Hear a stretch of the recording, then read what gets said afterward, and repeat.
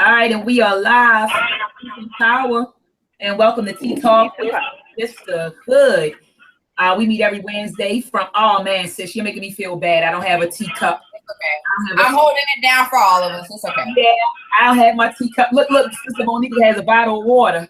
All right. Hey, and I'm in my kitchen, getting ready to cook up some stuff while the sisters are talking and having our tea talk. But we meet every Wednesday from 1 p.m. until to discuss issues or concerns or just any thoughts that are on the minds of the sisterhood. I am Dr. Oyama. But before I introduce, myself and who I do and what I do to the community, to the viewers, I would like Sister Riziki and Sister Monica to bless the folks with their profile. Who are you? What do you do? Who are you? Miss Monica could go first because I'll always go first. Hi, guys. Peace to my sisters on the panel. Peace to everybody in the chat and those who'll be watching on the archive. I am Sister Monica, and I run a nonprofit organization called Tri-City Visionaries. And what's Tri-City Mission is to help the youth in transitioning from high school to college, tech schools, entrepreneurship, or the military, as well as helping with low and moderate income homeowners with housing. We have a big housing project going on right now in the Lower Richland, Columbia, South Carolina area. So peace to the fam, and look forward to hearing everybody's opinions on this today. Awesome. Peace and love and power, family. This is your celestial sister, aka sacred sexpert, Riziki Zafera. I am a Reiki and Tantric healer. I also do star charting, and I also am part owner of Nature's Crown International. Hey, sis, can you explain to the people what Nature's Crown is about? Oh, absolutely. Well, Nature's Crown is a eco-friendly company that bases a lot of our products and services also off of like green products and services, even green technology. We're currently venturing into government contracting with the help of Sister Cheryl and Sister Monica. So yeah, we're Earth's newest ally. So we about to get these sustainable homes and these solar panels and this green gas and these recyclable materials and all that. We're going to get into that industry. So yes, well, we are in the industry. How about that? Fantastic. And Sister Monica, I'm in Baltimore teaching an introduction to entrepreneurship interactive workshop, and I threw your name out there about a week ago because someone had asked me about funding sources, and I said, well, there's a sister, by the name of Monica Lamb. You can, inbox her on Facebook, and she can help you out or direct you direct you to some funding sources. Did anybody from that class contact you, Sister Monica, as of yet? No, not in specifically. You said on my Facebook inbox? No. Okay, not on your Facebook. Yeah, because I had put up, since I have Wi-Fi in the building, I had put up your Facebook profile, and I told them to contact you if they were interested in, trying to learn about, funding sources and things of that nature. So I was just wondering if anybody from my little group. Oh, I did have one person. One person did contact me. I'm going to go back and look at it. They emailed me as well. I sent them the email information. I was trying to figure out who they were.Maybe that did come from your class. I'm going to go back and check. I'm going to go back and ask that question. Okay, and I'm telling you, they would have contacted you and used my government. So they would have been like, I got it from Dr. Deanna Bailey. You know what I mean? So just a heads up. Yeah. So just let me know. I kind of threw your name out there. I appreciate all that you're doing. I love what you're doing. I appreciate all that you're doing, and just was curious to know if anybody from that class hit you up. But for those who are listening, my name is Dr. Oyama. I am the co-founder and president of Ed Anime Productions, and we are a Black-owned and operated animation company. We're based in Baltimore, Maryland.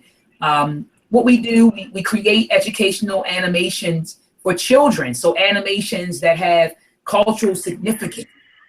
So animations that you can stick your child in front of the television and you don't have to worry about was being imprinted and impregnated in the mind of your baby. So we're all about uplifting our babies by teaching our children, history from a Black perspective. So right now we have a series entitled Meltrek that's available on adanimeproductions.com.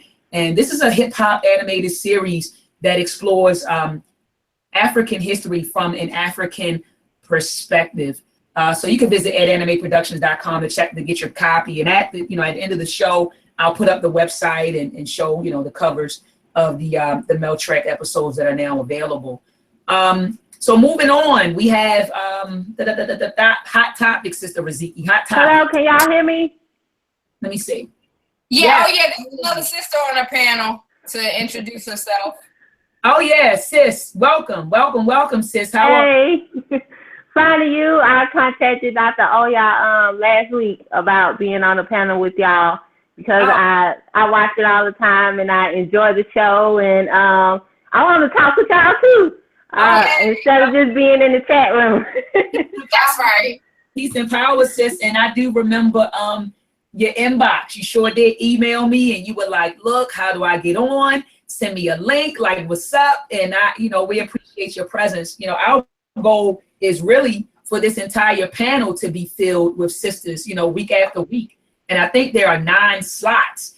And each week there are about 4 or 5 of us who get on. But I want the sisters to start politicking with each other and building.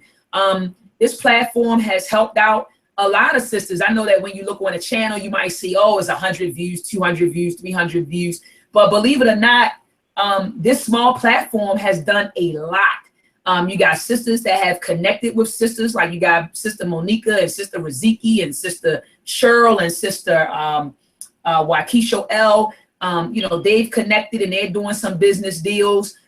There were some sisters who came into some financial difficulties. They came online and we were able to assist them with, getting some funding. Then we had sisters who have been, violated, and abused. They've come online and vented and, and they're in their healing process right now. And then you have some sisters who just kick it and they watch and they're like, man, I feel like you guys are like, we get like inbox messages from, from sisters all the time about Tea Talk with the sisters. So anyway, I say all that to say, sis, welcome. We love your presence. We appreciate your presence, and please don't let this be the last time that you join us. We would love to have you week after week if you can. And what is your name in the chat room? What is your name in the chat room? My name is Delia, but I go by D. Oh, okay. So I think I've seen you a few times in the chat room. Mm-hmm. Yes, I have. I want to call you D. That's my name, but I call you D. I give it to you while we're on Tea Talk with the sisters. But let's get to the hot topics today, Sister Riziki. I know they had this bombing over in the UK. I'm not sure exactly where it was. So let's talk about that real quick. Yeah, so there's a brother in the UK. I have no idea how to pronounce his name, but we stay in contact on Facebook because I don't really watch the news because it's just depressing. But he was telling me about this bombing that happened in Manchester at this Ariana Somebody concert in Ariana Grande. It was some kind of bomb attack, and there was a lot of teenagers who died between the ages of 12 and 14. And out of the 20, even though it doesn't matter the color, because as a dead teen, you just shouldn't be dead. But 2 of them were of African descent. And I'm just, I'm shocked, and I'm just like, I don't, with all the effery that's going on in the White House, man, I don't know if it was staged or if it was actually some real terrorists, but it's just unfortunate that there are some parents that have to bury their children. That's so not the right order of life. Yeah, and I don't know, sis, it was kind of like, I hope I don't sound insensitive when I say this. I'm definitely sympathetic, to the loss of life, period. When there's a tragedy, I always try to be compassionate, when it happens. But I'm gonna be honest, I couldn't help but to think about when the levees broke down in, you know, in New In Orleans. New Orleans, yeah, yep. A lot of teenagers died too. Yeah. A lot of teenagers died. A lot of babies died. A lot of families were displaced and separated. And even in 2017, you still have broken families as a result of what do they call it? Hurricane Katrina. So as a result of Hurricane Katrina, you know, you still have families that are displaced, families that are separated. Some children weren't found. And I don't mean to compare tragedies. I understand. You know, it's kind of like, I don't know how much sympathy and compassion that we get. You know, when I had a mayor crying on television, begging the government for help. You know, George Bush is in his plane and he rides over the scene. He looks down at it.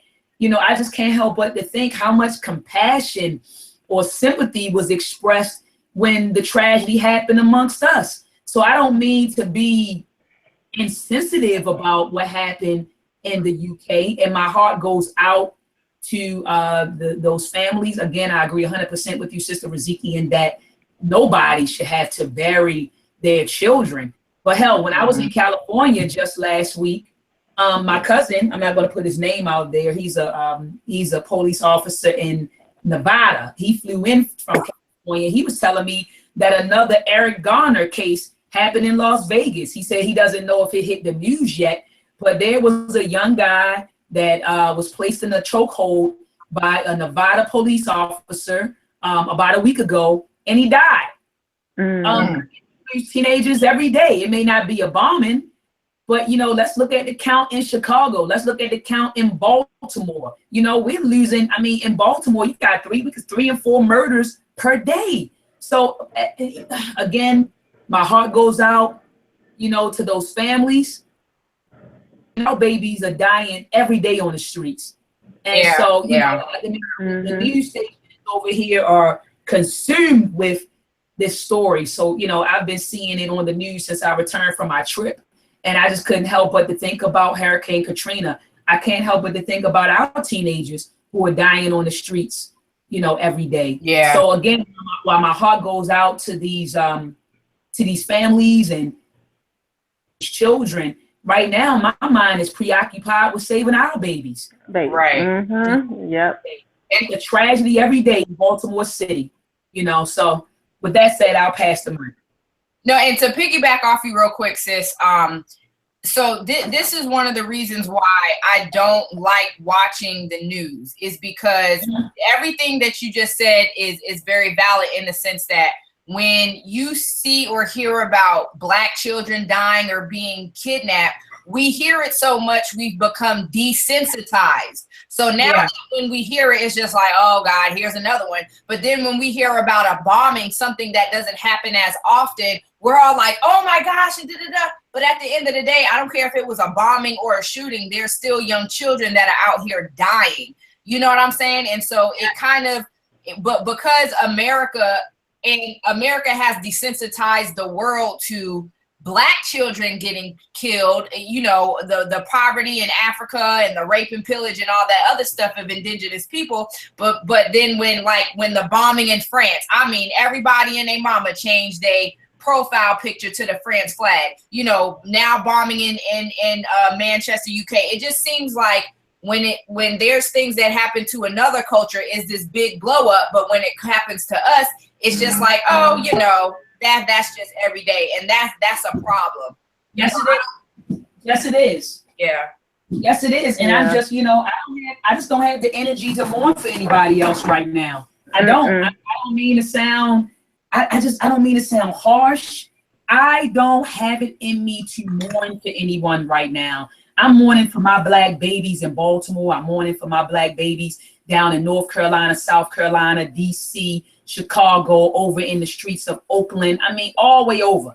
I don't have it in me to mourn for anybody right now. And then hell, I'm thinking, who's mourning for us at the end of the day? Hello. I just don't have it. I don't have it in me. So, Sister D, what are your thoughts? Yeah, I don't mourn. I don't watch the news at all, period. But I think our kids, that's where my heart is with the children.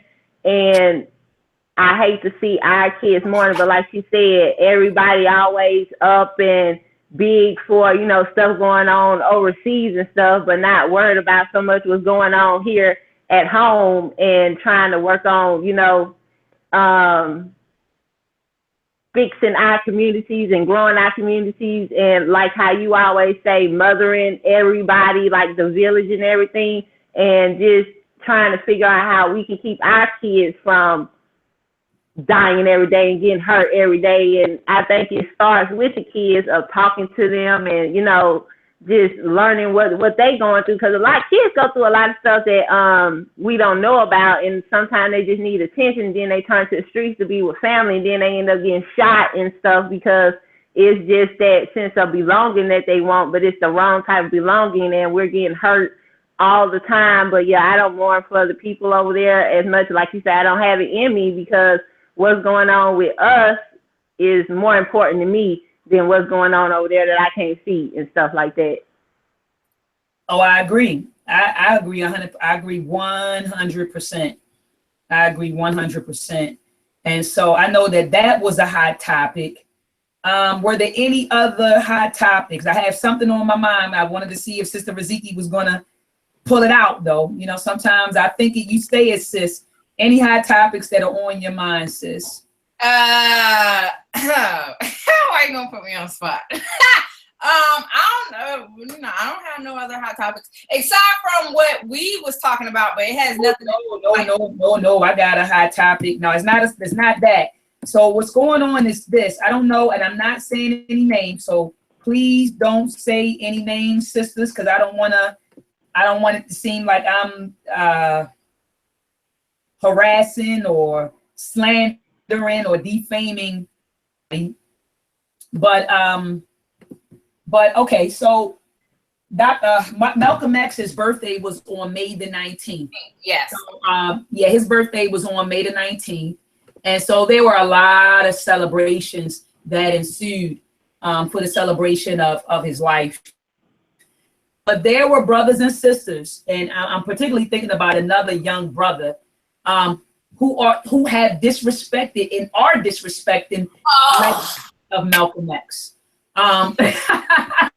Since I was waiting for you to I'm in here cooking while I'm talking to you guys, but I was waiting for somebody to, you know, pull that out. But there was a lot of disrespect, and I just had to sit down and ask myself, where have we come to as a society, as a people? Where the hell have we come to? Like, look at where we are and who we are right now. You have brothers, and I'm thinking about one particular brother. I'm not going to say his name because I don't want to be accused of defaming or slandering him or harassing him. But there's a young brother who has a huge following on YouTube, and he put up a video referring to Malcolm X as a motherfucker. He said, yeah, that motherfucker Malcolm X. Yeah, that motherfucking Malcolm X. And I'm not, and this is not hearsay, sisters. I'm not speaking of hearsay. And I don't know if you guys in the chat room, but if you guys are watching the chat room, Sister Riziki and Sister D, you can ask brothers and sisters in the chat room to, you know, tell you who I'm talking about. But he referred to Malcolm X as a motherfucker. All right. He also accused Malcolm X of teaching hate and said that it was his teaching that got a lot of young Black children killed and incarcerated. All right, so now he's lying on Malcolm X. And so there have been brothers who have made videos, you know, responding to the bullshit, you know, excuse my language, but there have been, you know, brothers who stepped up and, you know, made videos responding to his I'm trying to think of a word that I want to use instead of bullshit. I'm thinking of a euphemism right now, but you know, there were brothers who stepped up and responded to his baseless allegations. I'll say that, his baseless allegations. And so I'm not sure if you sisters heard of it, but you could go to Black News 102. Sinetta made a video on it. There was a brother by the name of YK The Truth. He responded to these baseless claims There was another brother on YouTube. I forgot his name. He's not even a YouTuber, but he put up a video responding to that. So what are your thoughts on the fact that one of our stars, one of our esteemed scholars, you know, one of our leaders were verbally attacked and virally attacked on his birthday? How do you guys feel about that? What are your thoughts? You know, I was not aware of him being verbally attacked on his birthday. I did see where someone else was like, yo, don't follow this dude, he's blah blah blah blah blah. But yeah, I mean, that's a definite slap in the face, and it just speaks to, like, people will try to educate people on not being hypocrites, but end up being one they damn self. And it's just real funny. Like the amount of work that Malcolm X did, like who are you to downplay that? Like, what are you doing? You know, like, did your work result in the kind of change in mind state or whatever that Malcolm X did? And I just think that is not right. And people got to know their place. Like, I understand that there's people my age who are coming in with a knowing, you know, that's like, I don't care how old you are. It is possible that I know more than you, which is true. I do distinguish a difference between elders and then people who are just older than me. You know what I'm saying? But for you to try to talk about something and your work hasn't even measured to what they did, like the my favorite quote by Kendrick Lamar, "Be humble, sit down." Thank you, sipping tea. All right. What are your thoughts, Sister D? What are your thoughts on it? I don't know. I didn't see the video and I didn't know anything, you know, about it. But for somebody to, like you said, to put down one of our ancestors who did so much, you know, greatness and opened doors for us, and like you say, didn't do any. Where's your work? Where are you to where you can put him down or say anything about him? You know, and it bothers me when people don't give respect where respect is due to our ancestors, because it puts us down, because they went through so much compared to what we're going through today. They made a pathway, and we should be doing better for ourselves to show that we appreciate everything they did. So to put them down is hurtful to me. Just to even have them say or do anything, I don't even know what he did, but that's disrespectful. And I'm glad people stepped up and said something to him about it, because he should be put in his place and shown where and how, you know, Malcolm X helped us and everything like that. But he did a lot of good for our community, for us opening our eyes, and he was a great role model to show us about awareness of self, how he came from one place to another place just to, you know, get himself aware of who he was, and he was a great example of that. Yeah, and let's set the record straight. Malcolm X did not teach hate. You've never heard him in a speech tell you to hate anybody. What he said was, hey, we need to defend ourselves by any means necessary. And he also preached separatism. You know, he said, look, we need to separate. We see what's going on, and, you know, shit is still going on. But he said, look, you see what's going on. You're being abused. You're being taken advantage of. Let's separate from these people, and let's start our own nation. He preached Black nationalism. That's what he preached, Black nationalism. Let's separate. Let's do our own thing, and let's defend ourselves by any means necessary. I don't know any thought us to Let me ask you a question. Go ahead, sis. Yeah, I want to ask you a question. Okay.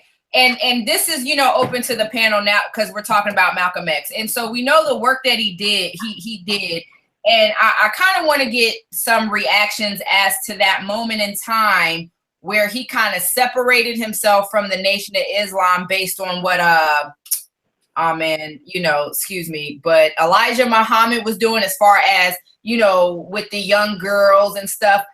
The situation that surrounded, as people would say, possibly got him killed. And the reason why I say that, asked that just to get some insight is I remember going to hear Brother Farrakhan speak, and he did bring up right here in Atlanta. He did bring up the instance between Elijah Muhammad and Malcolm X, and he was like, "Hey, listen, I did not tell anybody to assassinate him. Some of the words I said may have gotten misconstrued, but when you speak against the man who taught you everything that you know how, I can't support you in that." So just taking that situation, it's kind of going back to, you learn all these things from this great person, but when you find out that they're doing things that may be against your moral standard, do you also like separate the teachings, or like, how should we start to handle that as a society? Because it happens in our own families every day, So how do y'all feel about that? So let me first address that. So, okay, when the movie Malcolm X first came out, the movie came out in the 90s, I believe. I want to say it was 91, 92. I'm not sure. So I know you're online now, and I'm cooking in the kitchen while we're talking, so you can look it up. The year that Malcolm X came out. It was a movie produced by 40 Acres and a Mule, which is a production company started by Spike Lee. Spike Lee produced that movie in Malcolm X, and in that movie, he talked about how Malcolm separated from, the Nation of Islam, and particularly Elijah Muhammad, because he discovered some things that Elijah Muhammad was doing. Well, there was a lot of things that transpired prior to him finding out whatever he discovered.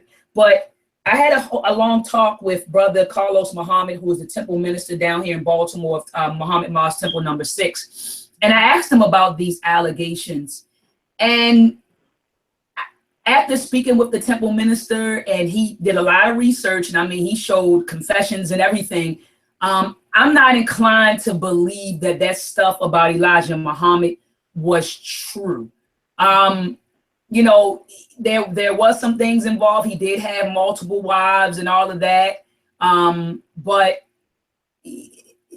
a lot of that stuff, we got to remember, even though it's a film about Malcolm X, it's still a Hollywood film. So we had to keep that in mind. So then the question is, okay, well, were these allegations even true? That's the first question. And then the second thought, and I think I lost my train of thought right just now. Are the allegations true? I think that was my first thought. And then, I want to talk about this, how even after Malcolm X separated from the Nation of Islam, they have letters that he wrote at the end of his life where he tried to get back into the Nation of Islam. Oh, wow. So a lot of people don't even know about that. A lot of people think that he just separated from the Nation of Islam and never looked back. He did look back. In fact, they have his handwritten notes of Malcolm X trying to get back into the Nation of Islam. He wrote the letters, and they never got the letters never reached the Honorable Elijah Muhammad, because that he had a lot of people intersected, his mail. But I was told that the letters never reached them, but they have letters of Malcolm X trying to get back into the nation. So anyway, I would love to have the minister from Temple number 6 come and, we have a talk about that. We could talk about the separation. But you said your question is that when you find out something about someone that you've held in high esteem, you said, what do you do? You're right. Yeah, what do? You call it out. You call it out. You might, you call it out and you face it. But, you got to keep in mind that none of us are perfect, whatever that is. Right. And do you throw the baby out with the bathwater? Because that was I think this is another issue that we may have as a community, right? Like we instead of, paying attention to the message and the lessons that we learn, we're like, well, who did this message come from? And because I don't like this person, I'm just going to disregard the message, even though it could be helpful. So I'm just like, do you think that that's an issue in our society? And yes, I love her gap too. By the way, sis, I meant to say that earlier. I love your gap. It's beautiful. And thank you. You're welcome. Yeah, I love gaps. Okay, moving on. So go ahead, sis. Hey, you never told me you love my gap, sister. Sis, you ain't got no gap, man. I do have a gap. Look at my picture right there. I have a gap. You ain't got no gap. You got space. On my two front teeth. I have a gap in the middle of my two front teeth. I'm gonna keep on. See, And you have never said to me on air that you like my gap. So I love your gap. I love your gap too, sis. Okay, love my gap. All right, there you go. You are so nice. Thank you. Thank you. But yeah, we got to remember that, no one's perfect. Again, whatever that is, no one will ever live up to, I guess, what your definition, when I say you, I'm talking about all of us, your definition of perfection. People have things, and I don't even like to call them good or bad or flaws, but I just say that people have characteristics that may not gel right with you. You get what I'm saying? Mm-hmm. Oh, but I don't necessarily look at them as, because I hear people say, oh, these are my character flaws. Are these really your flaws? Because you are who you are. Maybe your characteristics just don't gel right with me, or maybe your aura or your disposition doesn't, gel right with me, but does that mean that it's a flaw? I'm not sure. But anyway, moving on, man, I just feel like other than Malcolm X's work, this man sacrificed his life. Yeah. He's dead. He's deceased. He sacrificed his life. Got shot.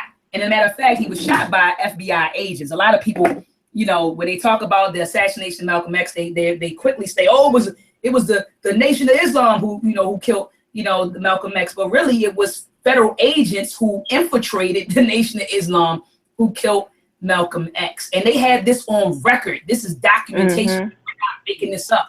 These were federal agents who, and I remember even hearing it in a speech where Malcolm X said that he felt like there were more agents in the nation than regular folks. Like he said that out of his mouth. And I don't know if it was Malcolm X or Martin Luther King, but one of them basically admitted that they knew that the feds infiltrated their organization.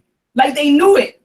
And that's what they did, during the whole 60s and 70s and all of that stuff. So these were federal agents who were in the Nation of Islam, who murdered and assassinated Malcolm X. These weren't Nation of Islam members. These were federal agents posing as Nation of Islam members. So as Black folks, we got to start doing our due diligence, man, and stop listening to this propaganda and all of that. And I mean, I don't like Trump, but I do agree with him in that you watch fake news every day and you believe it. You know what I mean? It was on TV, so you believe it. It was in a white man, so you believe it. You know what I mean? We got to stop that, man, and stop saying that they killed Malcolm X. Like, we got to stop that. But, it's just sad that this is a man who sacrificed his life. And when I say sacrifice his life, I'm talking about, he lived. They said that this man was busy. He was traveling around the world, traveling around the country, trying to uplift and inspire Black people. And then, so that was time away from his wife, time away from his children. Mm-hmm. So he sacrificed his life. Yeah. And then he paid the ultimate sacrifice. He was assassinated. Mm-hmm. These girls, I believe he had 3 or 4 daughters. Yeah. 3 or 4 daughters who had to grow up, without a dad. Without daddy. And a mommy who had to grow up without her husband and raise her babies by herself. So he paid the ultimate sacrifice. And in 2017, you have people who are disrespecting Malcolm X. You have people saying that his teachings got folks killed and calling him a motherfucker. I mean, like, what have we become as Black people? What have we become? Which leads me into, let's get into the topic of today. What's on your mind? And I know I can go, so I'll let you go first. You guys can go. What is on your mind? Because so much is on my mind, and I'm going to start with what have we become as people? That's what's on my mind. But you guys go ahead and talk about what's on your mind, and then I'll bring to light what's on my mind. Well, go ahead, sis. Go ahead. Oh no, I was going to talk about where we come as Black people. That's something I always talk about. That's something that's always on my mind, like where we become as Black people, because we are people of love and unity, and we are so far displaced from that. And I could be walking down the street and speak to, a brother or sister, and they don't even look at me or acknowledge that I spoke to them. And that hurts me. It like kind of gets me because we're all a loving people, and we're so displaced from each other to where we don't even understand the unity that we could have as one people. The government and everybody always trying to keep us apart from each other with TV and music and everything, trying to constantly keep us separated, which they'll learn because they know if we come together, we can, you know, do great things together as a unified whole. And like when you go somewhere and there's a whole bunch of, you know, us in one place, you can feel the unity when we're all together on the same wavelength, opposed to going somewhere and it's not, you know, that same community of feelings when you're just out and about. But I love the unity that we have when we're together. But I think TV and social media and everything that we listen to, it changes our mindset and make us not remember who we are as a people, because if we really start to think about who we are and what we can accomplish and where we've come from and what our ancestors have went through for us to even be here. And I look to them every day, you know, as to, am I making them proud? Am I doing the best, you know, for them, because they put us through so much stuff. So when you say, where are we as a Black people? I want us to, I'm always trying to figure out a way for us, you know, to come together and just be positive about each other. Not always being so negative. It's like, why are we so negative with each other? That just doesn't make sense for us to want to look like a white person or be like, you know, another nationality, but you're afraid or don't want to claim who you are and accept your characteristics of you being African American. And that just bothers me a lot. And to piggyback off of what you were saying, sis, and it is a little different. And what I'm about to say may piss some people off, but I don't care. So what I've come to realize too is that I'm over trying to convince myself that every single Black person on this planet is going to get along, because even since the beginning of time, we've always been a tribal people. And correct me if I'm wrong. I don't know of a time, maybe in the beginning, where everybody was just like under one kind of belief, under what, you know, but we've always been a tribal people. The difference between us then and now is that back then, unless it was something serious, we were mature enough to embrace each other's differences. We, you know, no matter if you had, you know, this amount of Orishas or Neteru in your temple, but ours different. If your 42 laws of Ma'at, you know, slightly different from this other sect, or, you know, whatever the case. But I think we've come to a level or a place of false belief, to whereas we think that in order for us to move forward, every single one of us has to think the same on every single thing. And this is what I was talking to Dr. Mayat about. You know, I know Black people, you know, who are Christians, Buddhists, who are agnostic or atheists, and they're successful. They don't have to include, or they don't have to only practice that African-centered tradition, even though, you know, a lot of people in Africa are like, listen, man, you know, everything comes from us. So like, I'm not even tripping on the small stuff. So I understand that, you know, not everybody's direct lineage is from Africa. It may have started in Africa, then it went to Asia, then India, then Native American, whatever, you know, and I just feel like we have a lot of these expectations for people to do and think how we feel in order for us to move along. And I'm like, that right there tells me you don't understand certain concepts of business. I don't care if you like dogs and I like cats. If we have the same goal in making this money and seeing this business or whatever prosper, that's what I'm focused on. I don't care who you pray to. I don't care, you know what I'm saying, if you believe in chakras and kundalini or not. You know what I mean? And it is just irritating, because I'm like, at what point are we going to get past of forcing people to believe what we believe and just in economics? And I say this story all the time. When, even though we didn't go to church all the time, but there was times I called on and this is me trying to find myself. I done called on Jesus, Buddha, Krishna, Allah, ancestors, Orishas, Neturu, and something always happened. Something always worked. And at the end of the day, the common denominator was me. I can make anything happen that I want to happen. If I believe in something, it's going to work for me because that I put into it. And so, and I know a lot of people joke and they be like, oh, well, you know, freaky Zeke, she's pseudo. And I'm like, listen, as long as my pseudo stuff brings me results as far as clients and people telling me how much I've helped them, how much I helped their lives transform, I'll be that. I don't care, and I don't get as offended no more. You know what I'm saying? I'm able to work with a variety of people. And this is another reason why I do appreciate being a military brat, because I moved around so much and I can get along with people, you know, with all walks of life. And I find myself being hindered the most when I become just as dogmatic as Christians. A lot of these African traditionalists or Pan-Africanists, they be like, oh, Christian, y'all dogmatic, but you end up being just as dogmatic as them. So in my eyes, you're just as much of a hypocrite as the next person. It's like you, and that's just what's been on my mind in the work that I do. We have so many false belief systems that hinder us from progression, and it's just really retarded. That's my spiel. No, I mean, I agree with you. Right now, I'm sorry, Sister D, did you want to say something?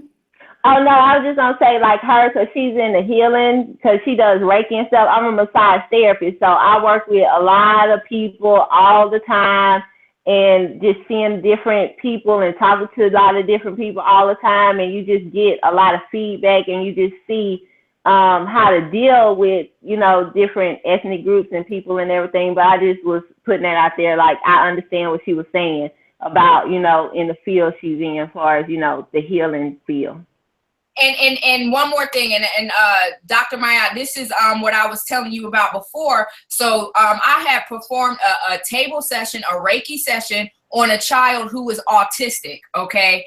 And his mom was just like, oh my gosh, like telling me the results and how he was acting, you know, afterwards. And there was his brother all the way from Ghana who saw the video and reached out to me. And he has a school called the Metaphysical Science Society, School of Esoteric Healing. So I was like, this is interesting, because according to a lot of Americans that are all about Africa, they're like, oh, this didn't come from Africa. So when he's going over his curriculum with me, because we're working on me going over there to teach Tantra, okay? And I'm all excited, and I'm looking through his curriculum. He has, you know, esoteric astrology, planning with the moon, the health. He has rituals with the pentagram, mental development. He got herbs. He has, you know, all of these things that we're calling pseudo over here. And I said, hey, brother, just break this down for me real quick, you know? And I'm telling him or asking him a lot about the Black American perspective as far as what indigenous Africans should or should not be doing. And wait, because I don't want to quote him. I mean, I don't want to misquote him. So I'm going to read exactly what he said. Okay, he said, the Dogons of Mali Empire were the first astrologers who used their third eyes to discover the zodiacs and all heavenly bodies. Whatever exists now, all were born out of Africa. Africa is the mother of all knowledge and science. All sacred books in Timbuktu were burnt, and some were stolen as the whites invaded Africa, but the knowledge is still not lost. And this is what irritates me about Black people. You're going to spend a lot of time trying to find certain things that really don't exist instead of paying attention what does and using your discernment, your spirit to you know, bring it back to Africa or whatever it is you got to do. So for me, I was, you know, a lot of this talk about, oh, well, Africans really didn't do this and that and third. And I was surprised to find a brother who actually has an esoteric school, a metaphysical school in Ghana. He's born, it's not like he's an American who went to Ghana. No, he was born and raised in his indigenous systems in Ghana. And so for me, I'm to the point, listen, when it comes to like true African spirituality, I'm not about to listen to nobody who was born and raised in America trying to teach. No, I'm talking to the people who actually were born and raised over there. It's a different story. So, man, dismiss me with that. I'm sorry, I be getting heated, man. No, I think that you made a beautiful point when you said that, you know, priorities are messed up. Our priorities, you know, we really need, and I talk about it all the time at different lectures. I talk about a cultural revolution. We are in need of a cultural revolution. And, you know, yes, I mean, we really are in need of a cultural revolution. Yeah. Our priorities are all mixed up. Like you said, you know, you got people who are battling, you know, online about religion. You know, if I'm a Christian, if you're a Muslim, if I'm African centered, you're not, you know, is Kemet this or Kemet that. And right now, Black people are at the bottom of the hierarchy. You know, we're at the bottom right now. So I just feel like it's a, you know, I'm not going to say it's a waste of energy. No, it's not. Because, you know, it's not a waste. It's, you know, these debates, you know, sometimes they're entertaining, sometimes they can be very informative, but I just feel like we could utilize our energy, you know, in different ways, and you know, in just trying to uplift our people. I mean, you know, after I argue with you about me being a Christian or you being a Muslim or whatever, then when we walk away from this conversation, guess what? I'm still working for the white man. You're still working for the white man. Hello. Our children are still attending, you know, white man schools. Our neighborhoods are impoverished. Our babies are getting murdered on the streets. We're at the bottom of the barrel. And so after you and I had this argument, what happens? Our families, look at our families right now. Girl. Look at the breakdown of the Black family. And you want to take time to argue about religion?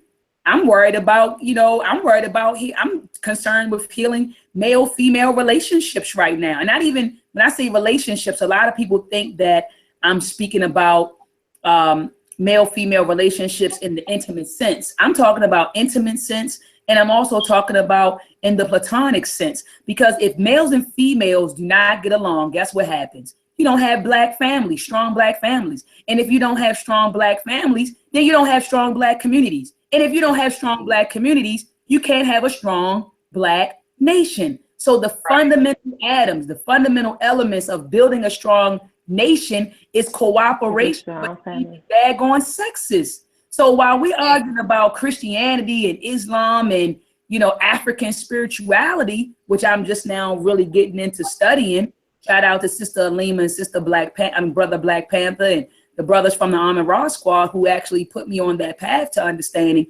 African spirituality. But, you know, while we're doing this, we need to be doing some other stuff, and that's healing male-female relationships. So what you're doing, Sister Riziki, is very important. Healing. You have a brother in Baltimore, Minister Dennis Assar Winkler. He's having a workshop. I believe it's on June the 10th. I'll put up the flyer at the end of the show. But he's talking about white oppression, Black trauma, and he's going to present an Afrocentric approach to healing. Dr. Joy Dugary, she wrote a book, Post-Traumatic Slave Syndrome. Healing. We need to heal. So I hear people saying, let's start a nation, let's build a nation, let's start a school. How the hell are we going to do all of that stuff? No. Excuse my language. Excuse my language. But how are we going to do all that shit with sick people? We building businesses out here with sick individuals. And you wondering why nobody's supporting Black business. Right. We have mental and emotional problems as Black people. And until we fix those mental, physical, and emotional problems, we won't be able to build a healthy, solid, and viable nation. It's impossible. It is. It's impossible. Right. Yeah. And what you're saying is so vital, which is one of the reasons why the brother reached out, because unlike popular belief, you know, Tantra isn't just about sex, but it's about relating. Not just with the opposite sex, with the same sex. I mean, with the same sex as well, of course, on a platonic, you know, basis, and understanding, you know, how to identify a person. Like I can meet a person and identify their personality dysfunction, right? And a lot of people, and let me break it down what that means, because we've heard about personality disorders, but we learn about personality dysfunctions. So let's just say if I'm trying to, you know, do a business deal with a person whose personality dysfunction is based off of fear of being abandoned, fear of being rejected, fear of being or of not being in control. All of these things play a part as to why we cannot deal with each other. When two people come together, you're going to have a fear. You don't want to give your all or be vulnerable because you're afraid of being abandoned. You won't go after that business deal or be assertive in certain business because you're afraid of being rejected. You don't want to exert or you're used to playing the victim because you're afraid of power. These are personality dysfunctions that hinder us from being more complete and productive as people. So what you're saying is very right. And even on the continent of Africa, there's still a lot of suppression of women. There's still a lot of chauvinistic attitudes towards the role of women. Not all, but some, because I do know, our culture was very matriarchal, and it is coming back to that. But in some, aspects of the world, for instance, the whole female genital mutilation, I have no idea where they got the concept where you need to chop off a woman's clitoris to hinder her from cheating. That is a serious, we call that a serious, what's that personality dysfunction? Psychopathic personality dysfunction. You are so obsessed with control, you are willing to mutilate somebody to hinder them from doing something that you're afraid to do. We're sick everywhere. And so again, going through this training has really helped me understand my personality dysfunction, which was schizophrenic. I had a serious abandonment issue, and I was quick to just automatically know what a man was going to say or do instead of allowing him to be himself. And this is what a lot of women do. We'll go into these relationships, and men, with this idea of, oh, because this is a man or this is a woman, I know she's going to do this. So you're already acting as if it's about to happen. Personality dysfunction. And through energy work, all this pseudo stuff, you know what I'm saying, I have transformed myself. And so now when I date, I'm like, I'm going to let him show me who he is instead of me assuming who he is, to where, maybe now I won't miss out on a good person. You see what I'm saying? Woo, child is hot. We got some work to do. No doubt. And yeah, I mean, I absolutely, you already know my take on it. It's about healing.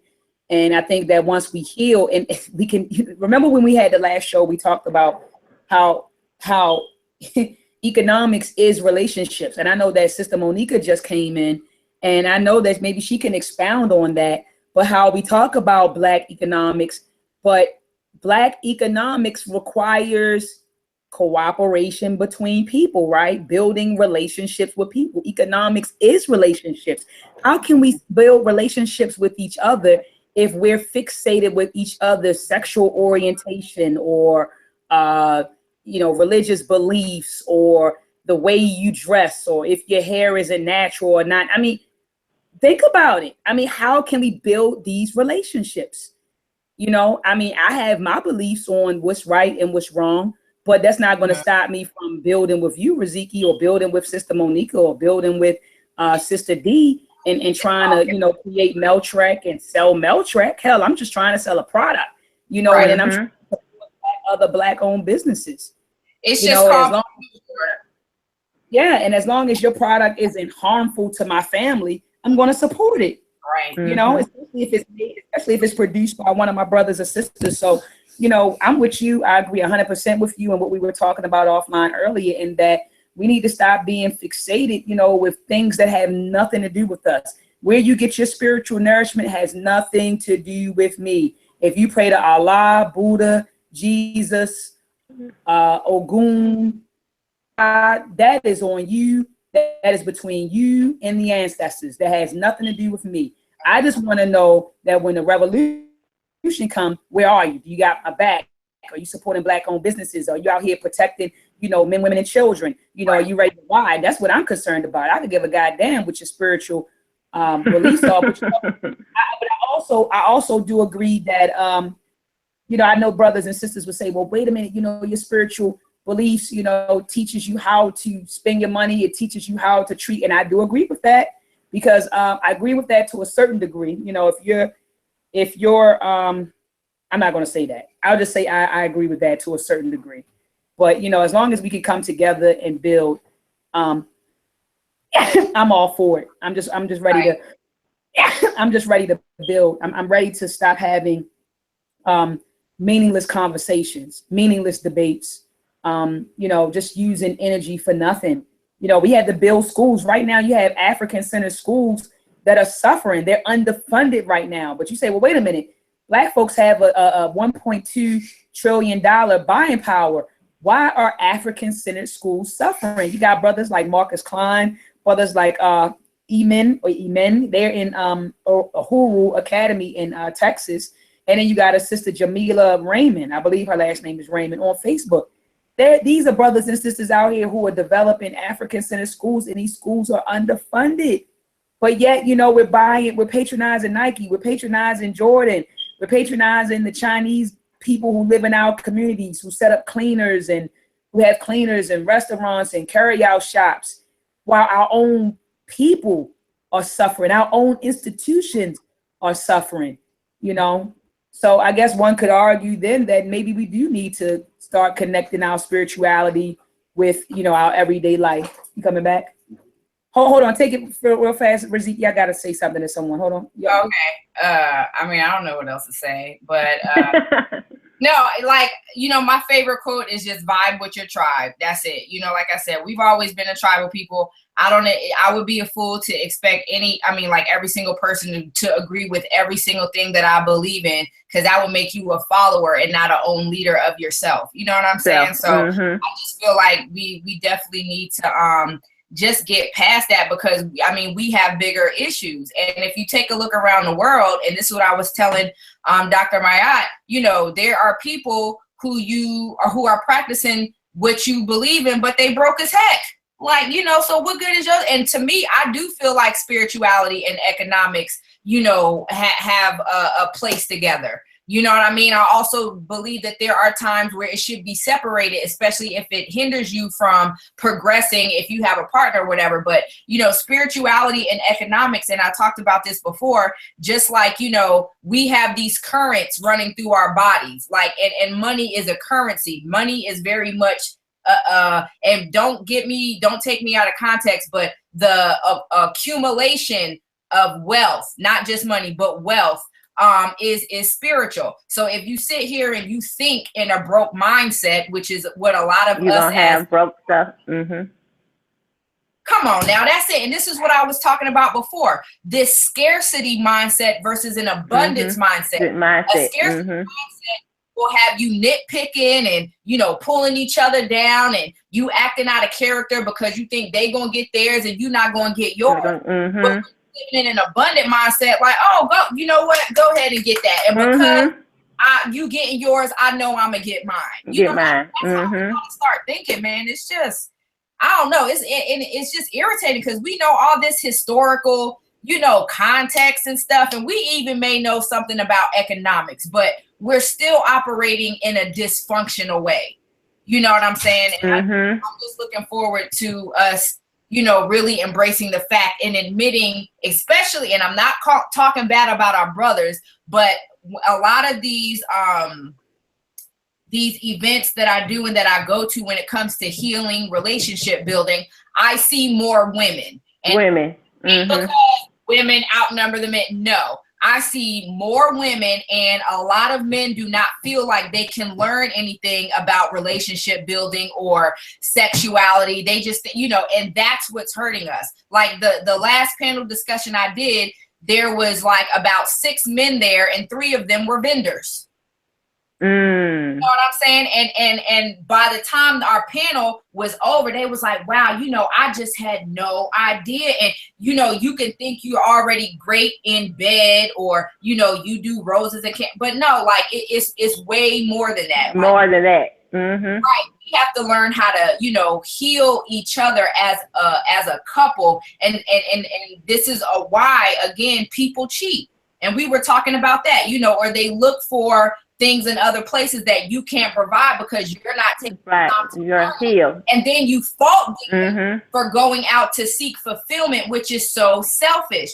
You like to sit there and expect somebody to be unhappy for your comfort is selfish. And look, straight up and down. Hey, look, sister, and I want to add that to the conversation, because I know the title is What's on Your Mind. What's been on my mind is selfishness. Dr. Amos Wilson in the 90s spoke a lot about the ideology of individualism. And he said that Western culture teaches and promotes individualism. So we're worried about self. And I'm not talking about self in a group sense. I'm talking about self in the personal sense. About themselves. Right. It's a fact. I see it in my family. I've spoken to my sons about it. I see it in society. People are consumed with self. What makes self feel good? What does self want to do? Now, don't get me wrong. I understand that it's important, to make yourself happy and to be happy with yourself. Because if you're no good to yourself, you won't be any good to anybody. Right. But it's a difference between, it's a difference between being consumed with self and just kind of maintaining self and taking care of self. It, like, to me, is a difference. And I see that a lot of people are simply consumed with self, so much so that families are being destroyed because of that spirit of selfishness. Right. People are really selfish. And I had a talk with my family members in California, and I'm really close to one of my cousins in California. And she was just like, cuz I see the same thing out here. People are consumed with self. You got grandparents that are in nursing homes, grandparents who are dying at home, lonely, nobody's around. They've birthed, they have grandchildren, and the grandchildren aren't coming past, cutting the grass, just thinking of yourself. Thinking of yourself. I hear stories of parents saying, oh, my child went off to college, they never came back home, or I haven't seen my child in consumed with self. Consumed with self. We live in a very, very selfish society. And that comes from the ideology of individualism, which is taught and promoted by Western culture. I tell people, if we don't extricate ourselves from Western culture, we're going to die. We are going to die. Western culture is, when you're consumed with Western culture, caught up in Western culture, it's like you're just dying a slow death, or it might be a fast death depending on what you're taking, but it's just a slow death. So I always encourage brothers and sisters, extricate yourself from Western culture. Get your children out of it. And what I mean by get out of Western culture, cut off the television. Stop watching that junk that they put on the television. Get off the damn internet all the time. Stop listening to that music that promotes deaf culture. Send your children to a school, and this is why I'm homeschooling my 7-year-old starting in the fall of 2017. I always say that a school should be a home away from home. When you send out to school, it should be a home away from home. What are you saying, Dr. Ma'at? What I'm saying is that school or that institution that you're sending your child to for education should be teaching your child the ideology of your home, the culture of your home. So it should be teaching that to them and also reinforcing the ideology and culture and values of your home. So school should be a home away from home. School is not a home away from home right now. You send your children off to school, they come home. My 7-year-old came home teaching me curse words in Spanish. I said, well, how did you learn that? Oh, there's a Spanish boy named such and such. I'm not going to say his name. Such and such, in my class. And my son said, yes, puto, that means B. I said, well, what's a B? He's spelling curse words. I don't curse around my son. We don't spell curse words. We don't spell curse words around him. So he's going to this institution and he's picking up foreign habits, Western culture. He's learning Western culture, Western ideology, right? But then we expect them to come home, right? And to have loyalty to Black people or to be African-centered. How can they be African-centered when they go to school and they're learning about George Washington all day, Abraham Lincoln, the Boston Tea Party, the American Revolution? How the hell do we expect them to come home and be African-centered? So with that, you don't know. I go through that with my 13-year-old. Well, she'll be 13 next week. But I live in San Antonio, so I have to constantly reinforce Blackness to my daughter all the time because she goes to school and she sees, a different way of living, a different way of life. And then when she comes home, I'm trying to teach her, to be African centered and who she is as a African American. And she comes back with with what's going on at school and how that is how it is. And when I try and teach her about how you are as a person, as an African person, she don't want to hear that. And it's because I'm fighting with the school as far as home. And, when kids growing up, they'll believe stuff outside the home before they believe what you're trying to teach them in the home. And we go back and forth all the time because she wants to be like everybody else at school instead of who I'm trying to teach her to be at home. And it's a struggle all the time with her. And you know what, sis, is going to continue to be a struggle until the values and culture, the culture, values, and ideology of your home are aligned with the culture and ideology of the institution that you send her to school every day. In 2017, we are perpetuating the double consciousness that W.E.B. Du Bois spoke about, and brother, I think his name was Frank Fance. He spoke about double consciousness, and they spoke about this phenomenon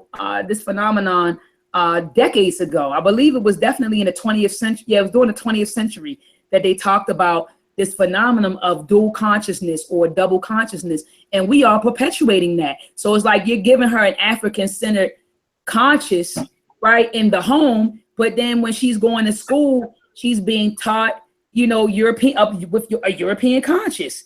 So we're creating a double consciousness. You know what I mean? And it's always going to be like that until we erect our own institutions to teach our babies our own culture and our own ideology. That's going to continue to happen. And so, again, we are very, very selfish people.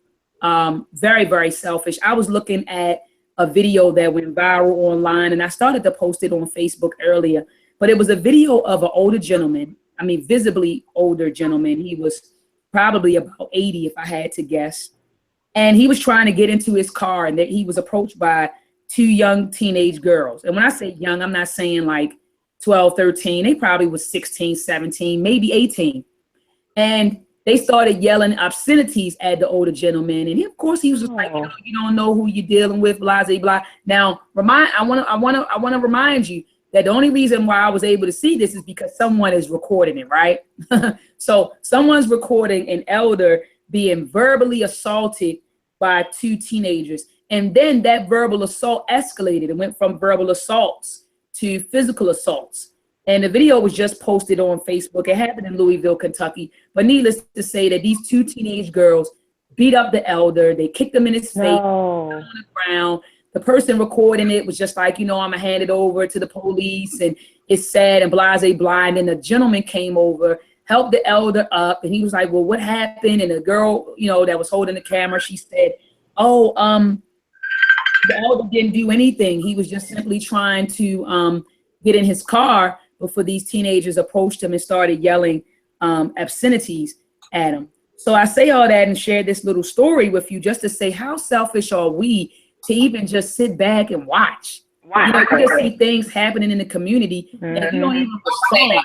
You don't respond because it didn't have anything to do with you. It didn't directly affect you. That is selfish. And we're taught to mind our business. That's mind your business. Somebody gets shot in the street, everybody just turn around, or they take their cell phone out, but they don't know nothing. Just mind your business. I think that saying gets on my nerves so much.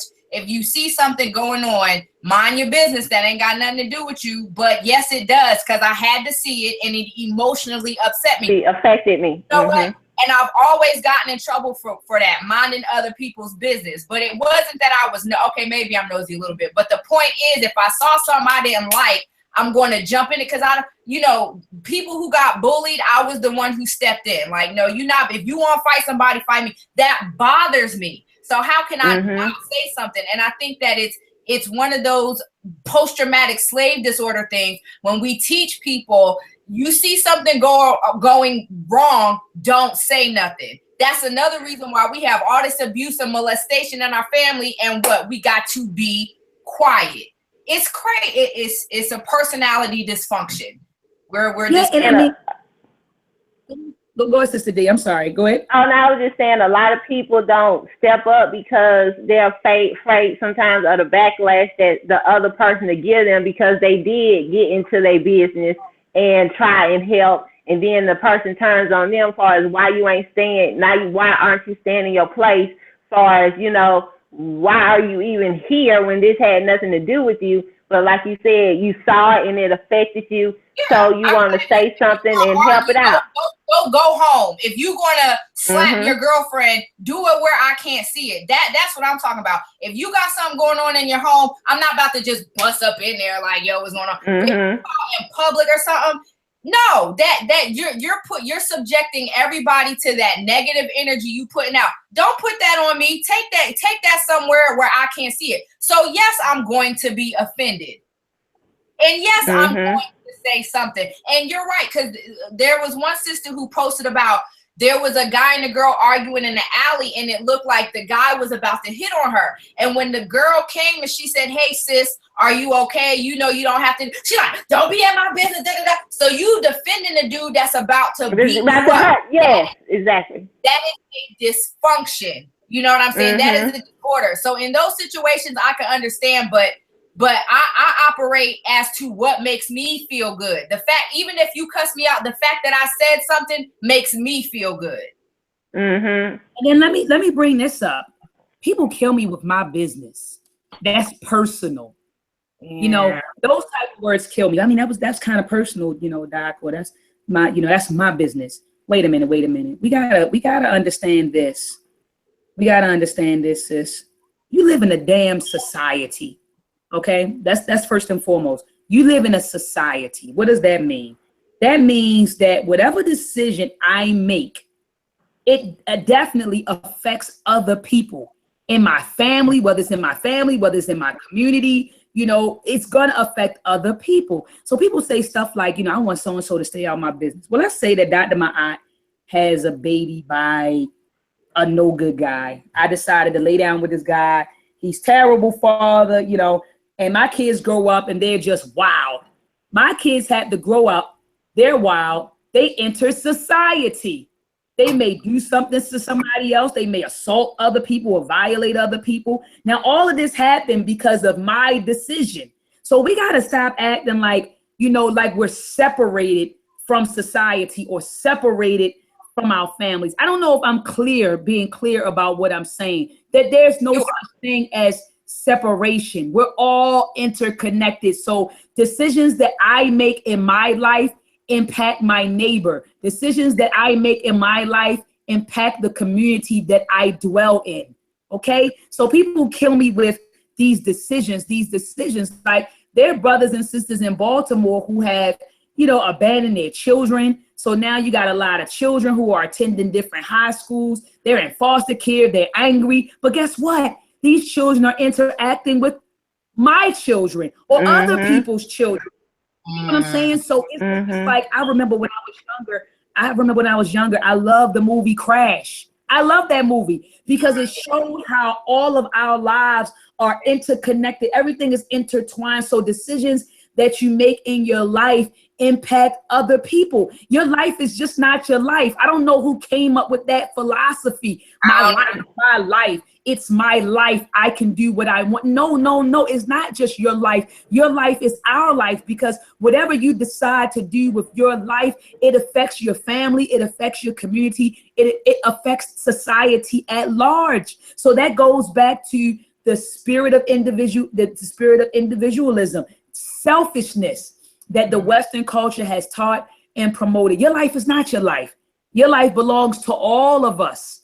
All of us, you know, but, you know, again, you know, when I was looking at the video on Facebook, I couldn't help but to think like, wow, what if that was my grandfather? See, no one thought about that while they were recording it and standing around watching it. What if that was my grandfather? I really had to come see about him.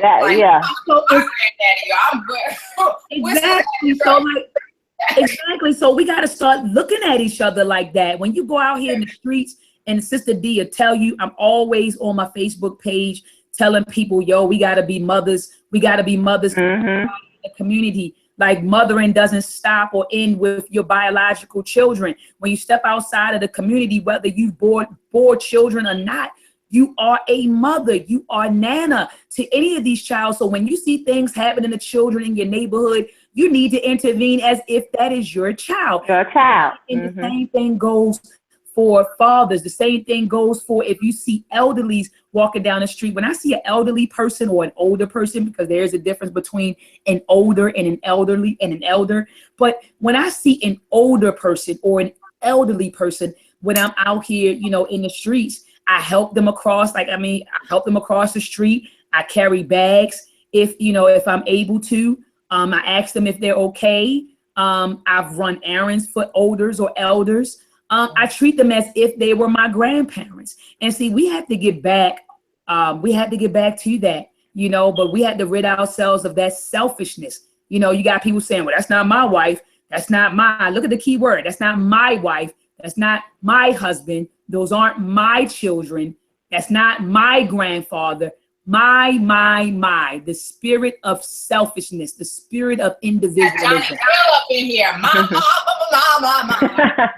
That's crazy, man. Yeah. I mean, that's real, sis. That's real, man. But this is why villages were important, because, you know, we all had that common understanding. And even like one of the people said, okay, you know, we may not have to have the same religion, but we should still have the same code of conduct. And I'm like, okay, cool. If I was in a community with a mixture of Buddhists, Christians, Muslims, whatever, that we have this common knowledge of like, listen, if you see my child doing something, you know, you got the right to correct whatever. So there is a code, and no lie, this happened the other day where these children up the street, you know, I mean, like, and I don't want to call nobody's kids bad.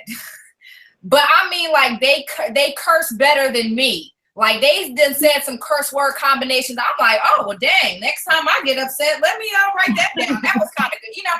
And but it gets to the point where now these children, they're okay with trying to fight adults. So, no. You know, it came to, yeah, like he was bucking like, yo, you want to hit. Mind you, this boy, like 11 years old, trying to fight a 33-year-old grown man with 4 kids. Like, come on. So when we go to try to talk to the mom, instead of the mom saying, yo, you know, well, what happened? What's up? You want to hit? You want to hit? I don't even know what that means.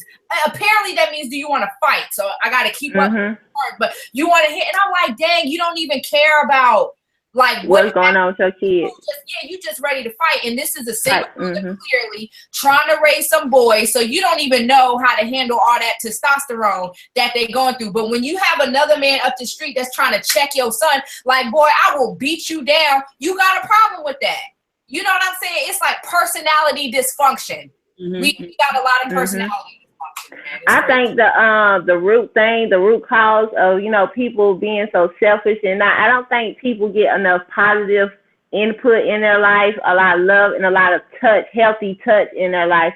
So they act out and, you know, respond to people a certain way, to where when you talk happiness and helpfulness and just be inspiring to somebody, they look at you like, what's wrong with you? Because there's so much negativity in the world, to where they don't even know how to take positiveness and love and healthy touch and everything. So it's more negative going on in the world than positive. And I think a lot of people need to start speaking more positivity, because when you give life to somebody and speak more life to people, it starts to heal them. It makes them see things in a certain way, opposed to, you know, they're around negativity all the time, and that's what's causing all this.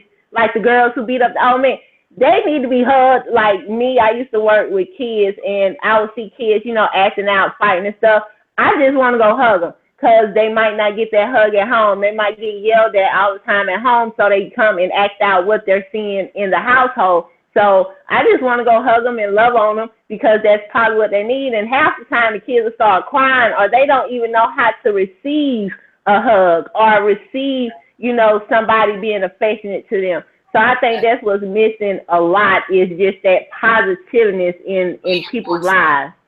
You know what? I'm glad that Sister D, you made a good point. I was sitting over here just taking in what you were just saying. We really need to have classes on motherhood.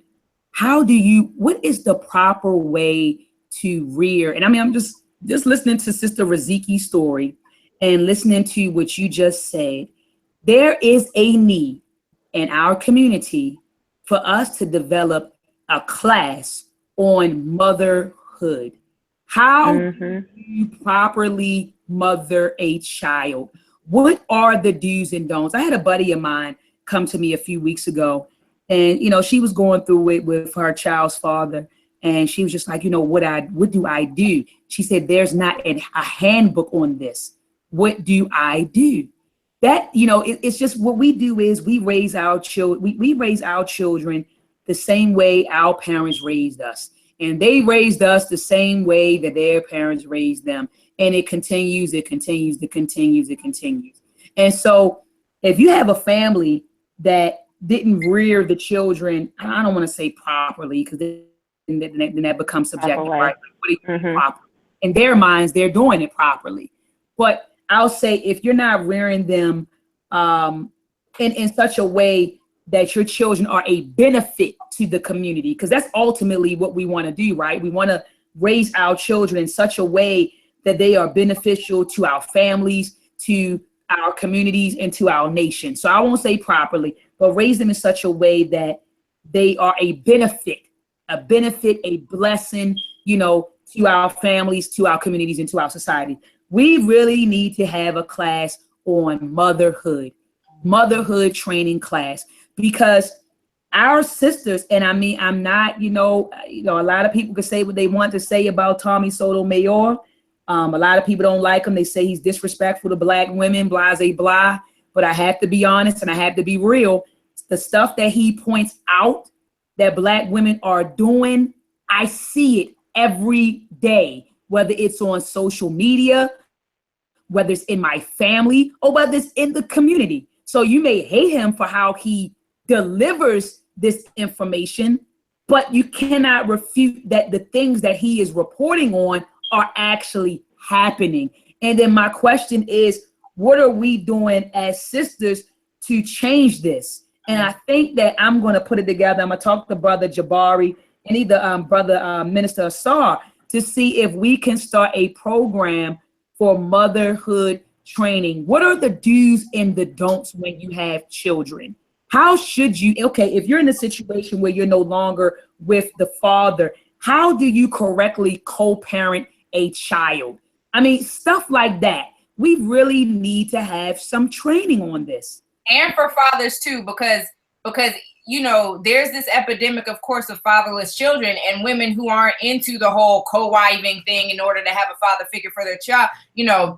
How can the men be better part of community fathering? Like, even though that's not your child, you still have a responsibility to help produce positive and productive members in society. So I definitely would love it, because the mother can't be getting training on how to be a good mother and the father's not. It definitely has to be, a cohesive effort. So absolutely. Yeah, absolutely. I think that it's both. I'm just thinking in terms of when I speak, I'm speaking from a woman's perspective. So I'm speaking on like what we as women can do to change, our families. I think that I saw that Minister Asar is definitely in the building, and maybe he can develop something like that. I know they have a rites of passage program for men at the Temple of New African Thought. And I'm not sure if fatherhood training is included in that rites of passage program, which it probably is, more than likely, knowing Minister Asar. But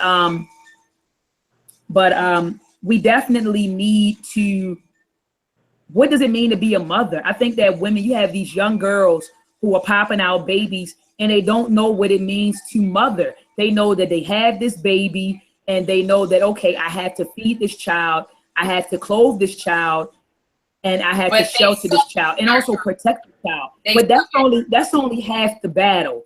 And I've been saying for a long time that we treat our children like materials, things like, okay, let me feed it, let me clothe it, let me shelter it or protect it. But your children, you got to understand that you're cultivating people who are going to grow up to be adults. Yes. Yeah. This is a mind that you're raising. This is a mind that you are developing.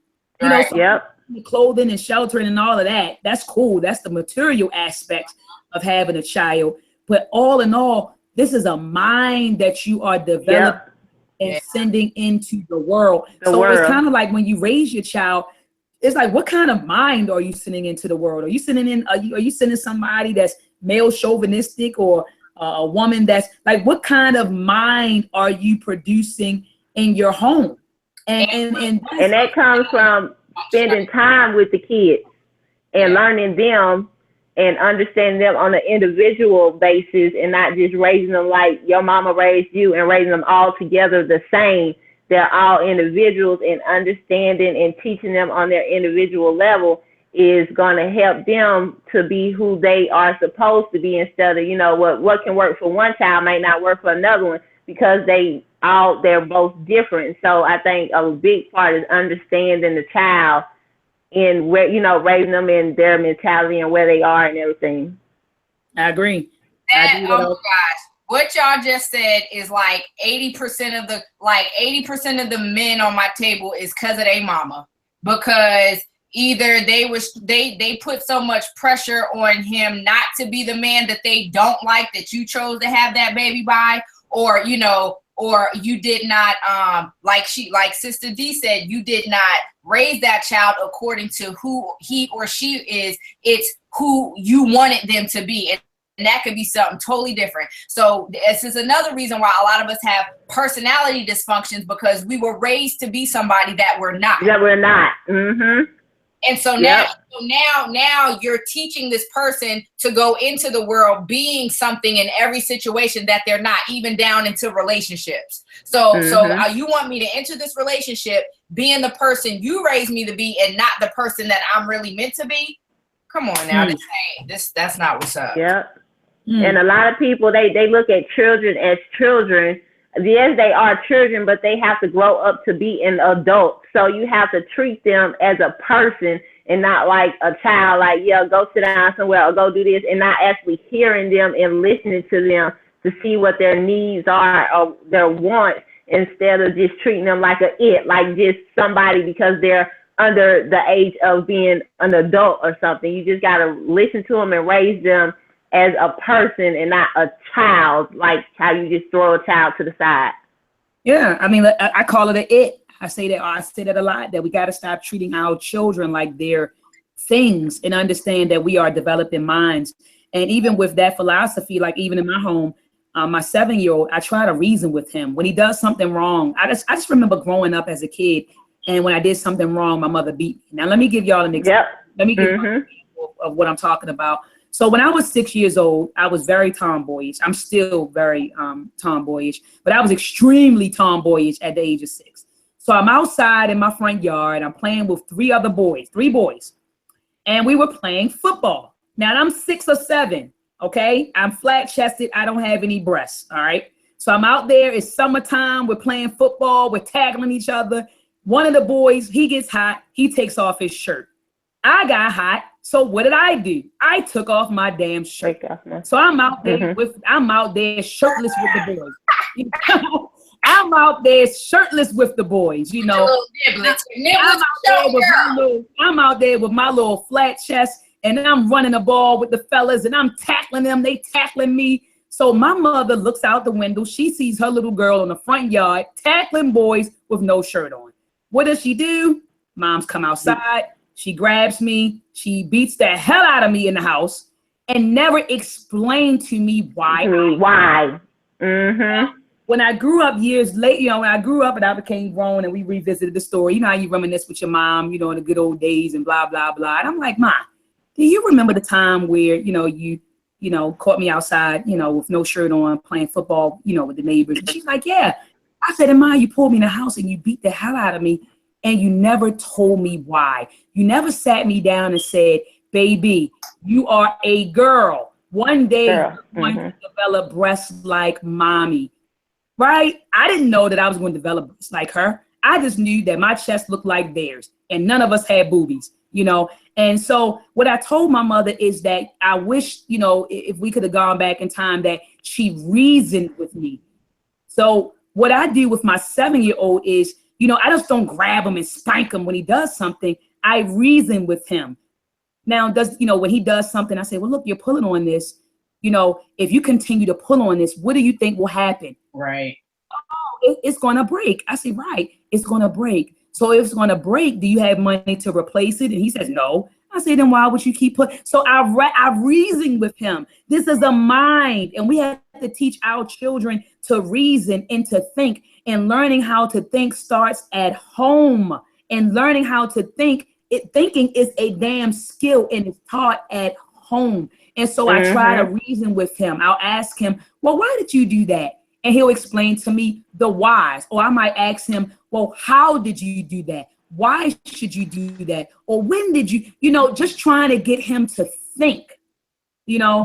And so I say all that to say, and I'll pass the mic, and I do want us to wrap up, you know, within the next 5 minutes. But I say all that to say we had to stop treating our children like material that we just clothe and feed and shelter and protect. This is a mind that you are developing and sending into the world. Stop sitting your children in front of, and you know what? The powers that be, they understand that. That is why they built institutions to shape and mold the minds of children. That's why they produce cartoons that shape and mold the minds of children. Music that shapes and molds the mind. So they understand that people are more than just people. They understand that it's a mind that you are developing. So I guess the question is, what kind of minds are you developing in your household? I'm gonna go ahead and pass the mic. Definitely. I don't even know what to say to follow up that. I know.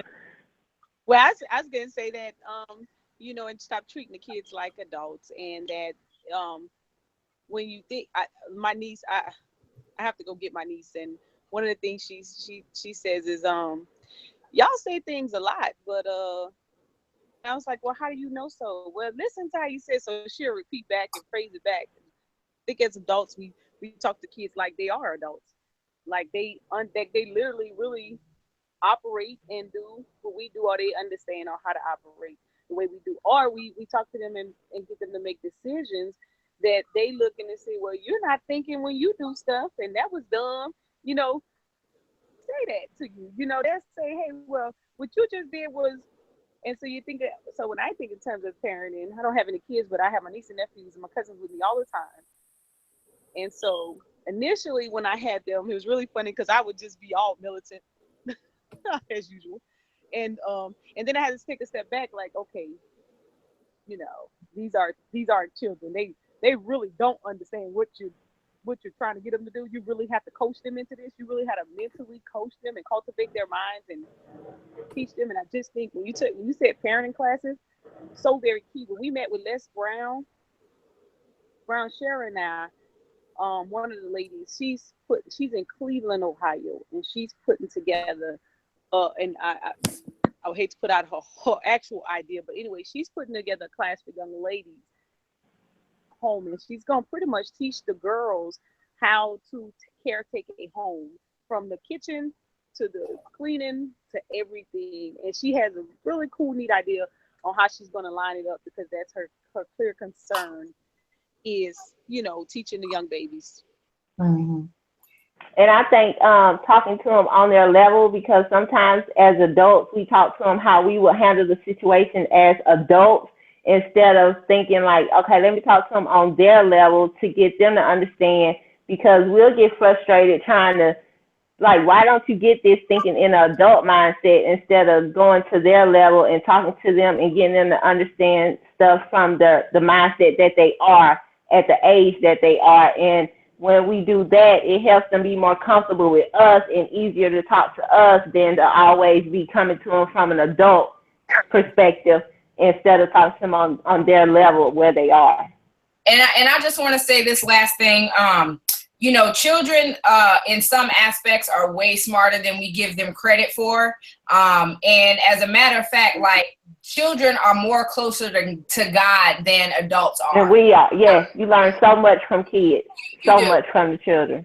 You do. And I just got off a session with a sister, and where I read her child, and like just the way he's able to comprehend things, like at 3 years old, he knows about vaginas, he knows about menstrual cycles, you know, he knows about things that you would think a normal a 3-year-old wouldn't be able to comprehend it. And back to what you were saying earlier, to treat a child as the individual and not who you expect them to be. And I want to say this last thing too, because it's happened to me, and I see it when it happens to parents, and then they get all mad and frustrated when your own child calls you out on your BS. Okay. So when, you know, as an adult, you could do something and your young child is like, wait, hold up. That don't even make sense, because what you tell me, blah, blah, blah, blah, blah. So it's like, you're teaching me what you're contradicting. And when that child calls you out on it, you want to shut them up and spank them. What are you teaching them at that point? You're teaching them that when they use their common sense, it's wrong. We gotta stop doing that. If you're going to be a parent, then accept when you mess up, accept when you appear as a hypocrite in front of your child. And if your child call you out on it, yeah, it's a way to say it without being disrespectful. But don't just sit up there and shut down their what they said. Don't sit up there and shut down like their common sense. Now you're punishing a child from using their common sense just because they used it on you. Come on now. And be able to apologize. It becomes a case by case. I think sometimes we take an overall act to be the end all be all to the actual behavior of the child, or even to adult for that matter. And like, okay, this person is like this. This is going to be them throughout. When in actuality, life is case by case, moments by moments, situation by situation. So it's, you know, you make on the spot corrections at the time, but you don't treat them like that for a lifetime. You know, and vice versa. The kid may not react to you for a lifetime. So, you know, when you're cultivating behavior, then, hey, listen, today, you know, the reaction may be this, but next month, depending on the situation, time and space, you know, we may have to do something just a little bit different. So don't count it loss, or don't count it like I don't love you, or we can't do certain things, or you can't say certain things. It just means that everything is case by case basis, and you just have to adjust fire. But if you operate in true of voice, true of character, in reasonable, justifiable, and it's not out of spite or with a hidden agenda intact, then, you know, we all can get through it. We can get through it. And when you talk to the kids, if they did something wrong, they call you out, talking to them about it and apologize instead of lording over the kids all the time, like, since I'm the mother, this is what I say, this is how it's going to be, instead of coming down and talking to them about it when they call you out on it. And that helps them when they get out in the real world. They're not afraid to speak up for themselves, because they've been lorded over their whole life and think, when I speak this, I'm going to get smacked down or put down, instead of talking to them, you know, as an adult with the child, and let them know where they're coming from. So when they get out in the real world, they're not afraid to express themselves, because a lot of people have a hard time expressing themselves because of how they were brought up. Yeah. And I just wanted to, I'm gonna pass the mic right back to you, Sister Monica, because I think you were getting ready to say something, sis. But I just wanted to just chime in, because I agree 100% with you, and I see this with my sons. I've always been, you know, I mean, I have a very dominating personality. I'm sure that I exude that when I speak and, you know, when I'm on stage and stuff like that. But I've always had a very domineering personality. So now my babies, they're not my babies anymore. They're grown. But, you know, I see what I've done. I feel like I have emasculated them in a sense. I've always been so dominating, you know, and whenever something happened, I'm coming to their defense. You know, well, it's what I say, go, you know, express themselves. You know, they don't express themselves. They don't speak up when they should speak up as young men. And so we as women, like you said, we have to be very, very careful. And I even apologize to them.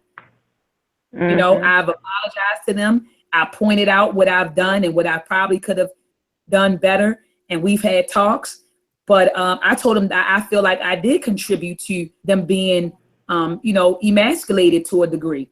You know, they don't speak up when they should speak up, you know, in certain instances. And I think that's because they've been surrounded with very domineering women their entire life. So they're kind of, they don't speak up. They don't want any problems. They really don't want to argue type guys. Just, they just kind of go with the flow. Even if the flow is going in the negative direction, the wrong direction. Like, go with the flow. I don't want to create any waves. So that's why I'm not going to speak on this. And I was telling them that's not right. And so now I've been encouraging them to speak their mind, regardless of whether it hurts my feelings or not. How you feel is how you feel. And express yourself. Yep. So, you know. And use the military, one of the military suggestions. Oh, what happened? Did she cut out? Sister Monica. Sister Monica. Can you hear me now? Yes. Oh, okay. I think I accidentally loaded down. But to you, I was saying use the military suggestions, speak with tact. Use tact when you're talking, you know, when you're speaking from both ways. And a lot of times we get our turn off when it's anger related, or when we upset about something, and then all of a sudden our demeanors change, and or the kids' demeanors change. But I think one of the biggest sessions is teaching people how to still communicate when they don't feel like it, or they've been or somebody has offended them and they're upset, and how to still kind of keep your composure, calm down, and okay, let's have a conversation, and your opinion does matter. Okay, even if you might not get your way, your opinion still matters, right? So working out those situations when they do happen, and then being realistic about it. I think that a lot of times, especially in these days, that with a lot of decisions that get made amongst kids, it's not realistic. It's we're acting irrational, and even sometimes the kids act irrational, and they just go off of maybe what they see somebody, how someone else behave, or maybe the situation with their parent or an adult, and so they come and they try things. The skill to channel some of that anger in other directions is important too. So we think in terms of parenting skills. How do you handle anger, or how do you communicate with your children when you are angry, or when your kid has done something that's very devastating to maybe even your character or your assets, so to speak? Because sometimes things happen in those processes, and I think that those are learned in some cases, and some people are just natural with communicating and being able to rechannel their energy or redirect anger when dealing, but then knowing, hey, life still goes on. We are human, you know, we got to work through it. It's not something that we can't communicate or compromise or tolerate, because they're your children. You know, you don't want people walking off and you aren't able to talk to them for a lifetime. Because that happens. I agree.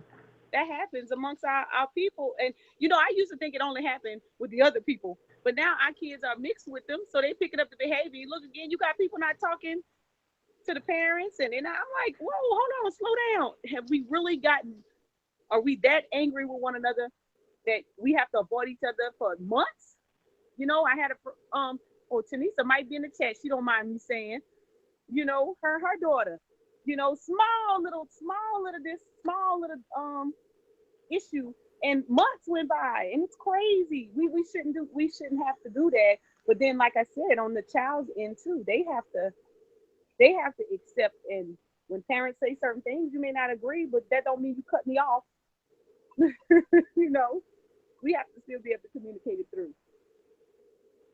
I agree with that. I enjoyed listening to you guys today. It was awesome. Well, we missed your presence, Sister Monica, because you were out. You were in like the first 5 minutes, and then you were gone. Whoosh.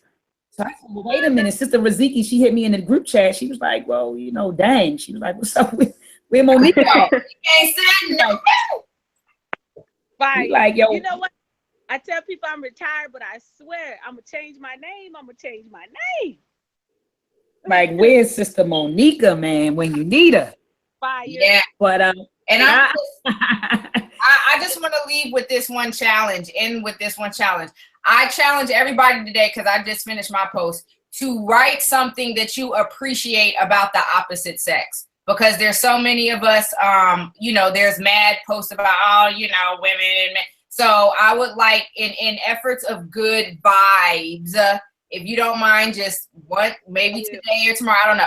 Well, possibly today. Just go on and just share with the world what you appreciate about men, and hopefully it will inspire men to be better. Men, go on and say what you appreciate about women, and hopefully it will inspire them to be better as well. Okay, that's all I gotta say. All right. I love it. I love it. Yeah, I think that's a great idea. I love it. Thank you. I think that's a great idea. So I gotta give me a couple hours, Sister Riziki, because after I get off the show, I gotta pick up my folks at 3:40, and then I gotta do some grading. I was supposed to get this stuff in by Monday, and today is Wednesday. So, but I'm gonna do it. I'm definitely gonna do it. Absolutely. But I just wanted to show people this flyer right here. This is a flyer for an event that's coming up in Baltimore on Saturday, June the 10th, from 4 p.m. to 7 p.m.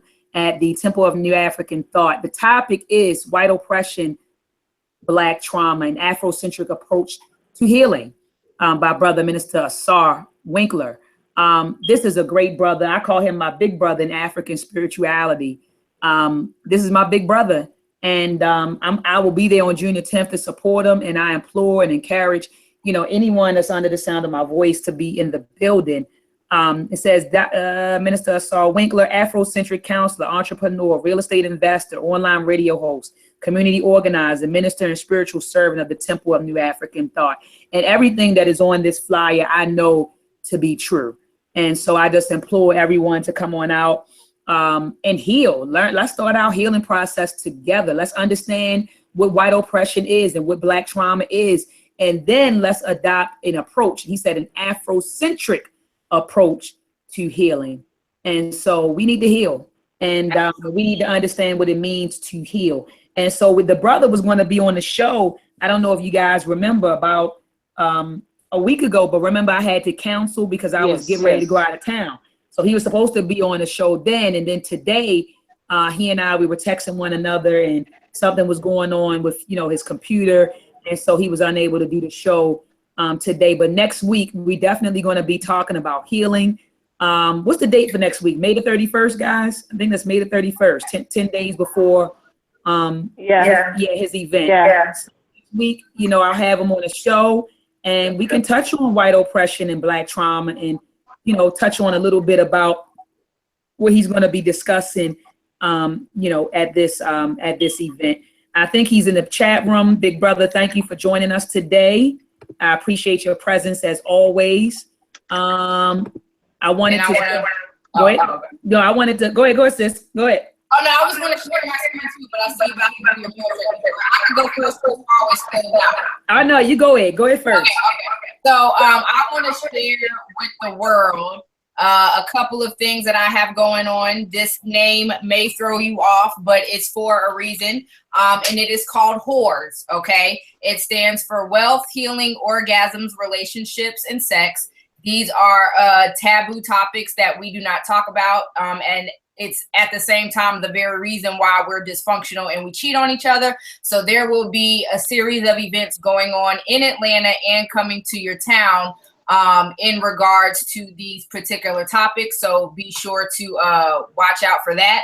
My next thing I wanted to share was my Awakening the Blueprint courses. The classes start June 3rd. These are the tantric courses that I was speaking about, as far as how to awaken the highest and best version of yourself. So again, we go over identifying and healing the counterfeit personality. Those were the personality dysfunctions that I talked to you about. Activating the houses of man and woman. Again, this is understanding what faculties in man and woman that need to be activated in order to become better complements to each other. We learn about genital reflexology for the non-orgasmic female or the male who may have certain erectile issues or whatever. We deal with table work and other topics as far as, the negative womb print, second puberty, the energy body, and the 5 major organs, and how that relates to your overall health and wellness. And then the last part is this brother in Ghana that I'm working with, called the Freedom Project.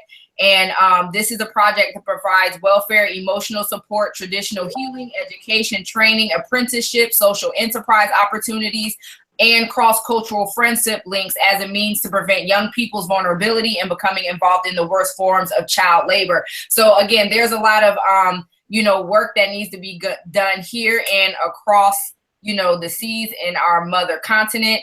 So again, if you want any more information, feel free to hit me up on my website, www.razikizafira.com, or hit me up on my Facebook. And that is it. How do I end this thing? Okay. All right, that's it, sis. I'll stop sharing. All right.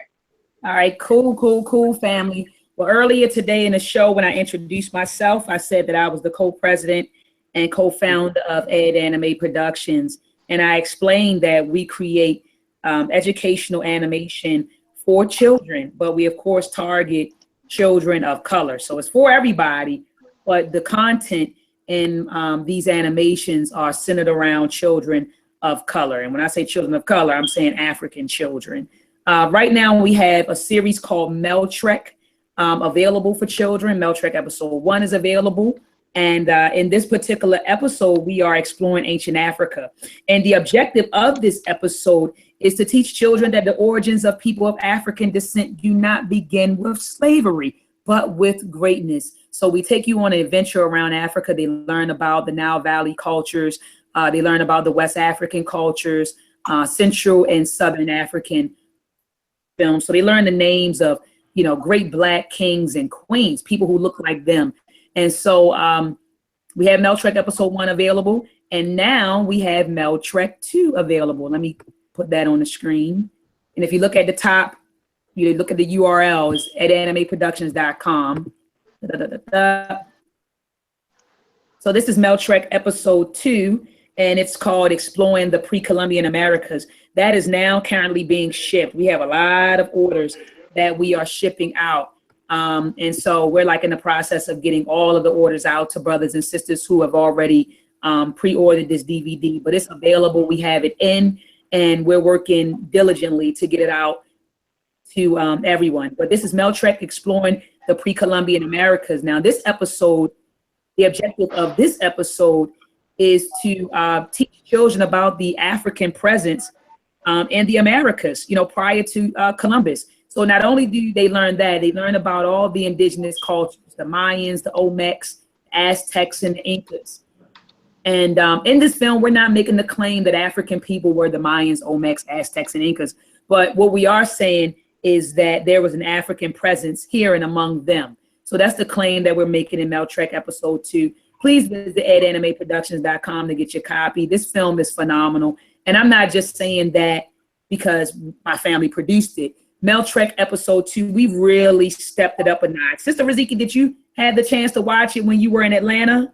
Okay, so I'm so glad you brought this up because I came in on the end, but I definitely am going to get my copy. But again, when you came and I saw the reaction of the children and how they were so, they really retained the information, that really made me excited to see them that involved in Meltrek. So I just want to again commend you on it. It was a good turnout at the bookstore. And yeah, I know when my nephew watched it, he was jamming. As a matter of fact, yeah, okay, I'm gonna get a couple of copies. So I commend you for the work. It was a good turnout.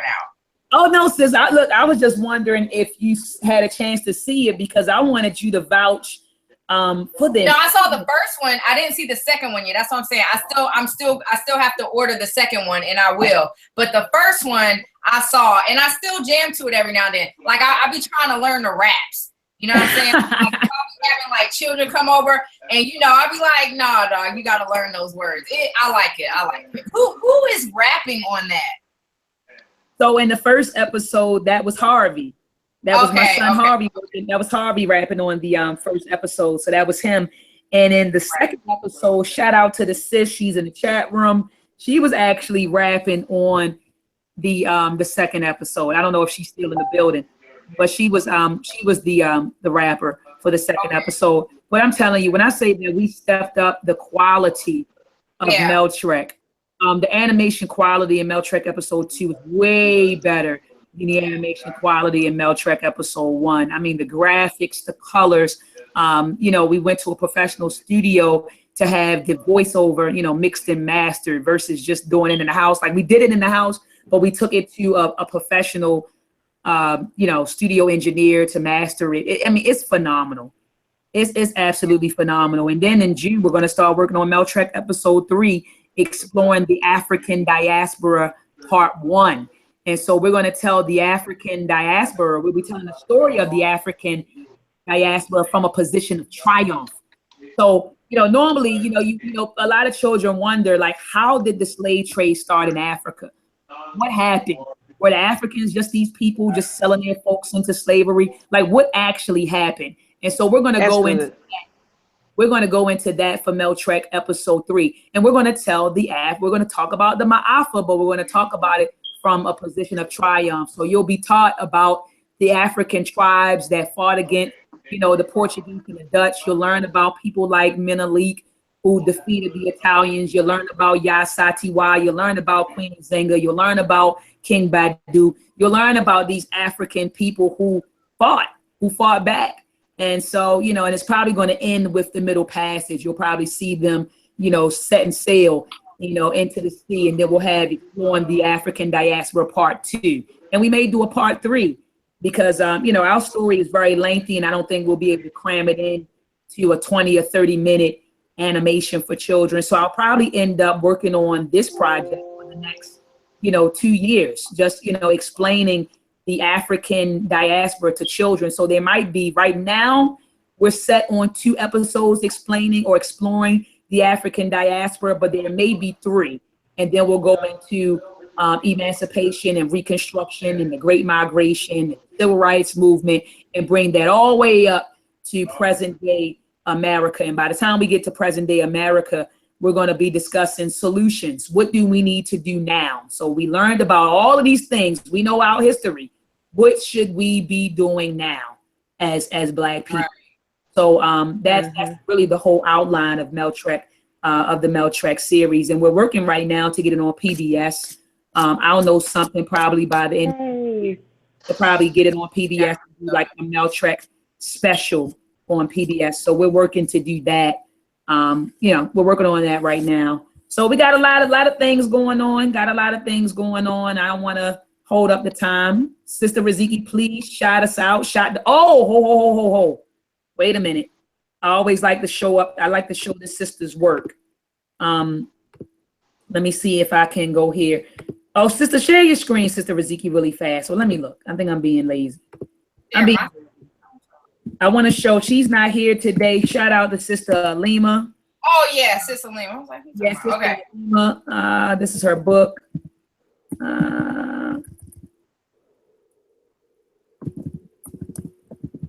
Is it Misconceptions of a Misplaced African? Hold on.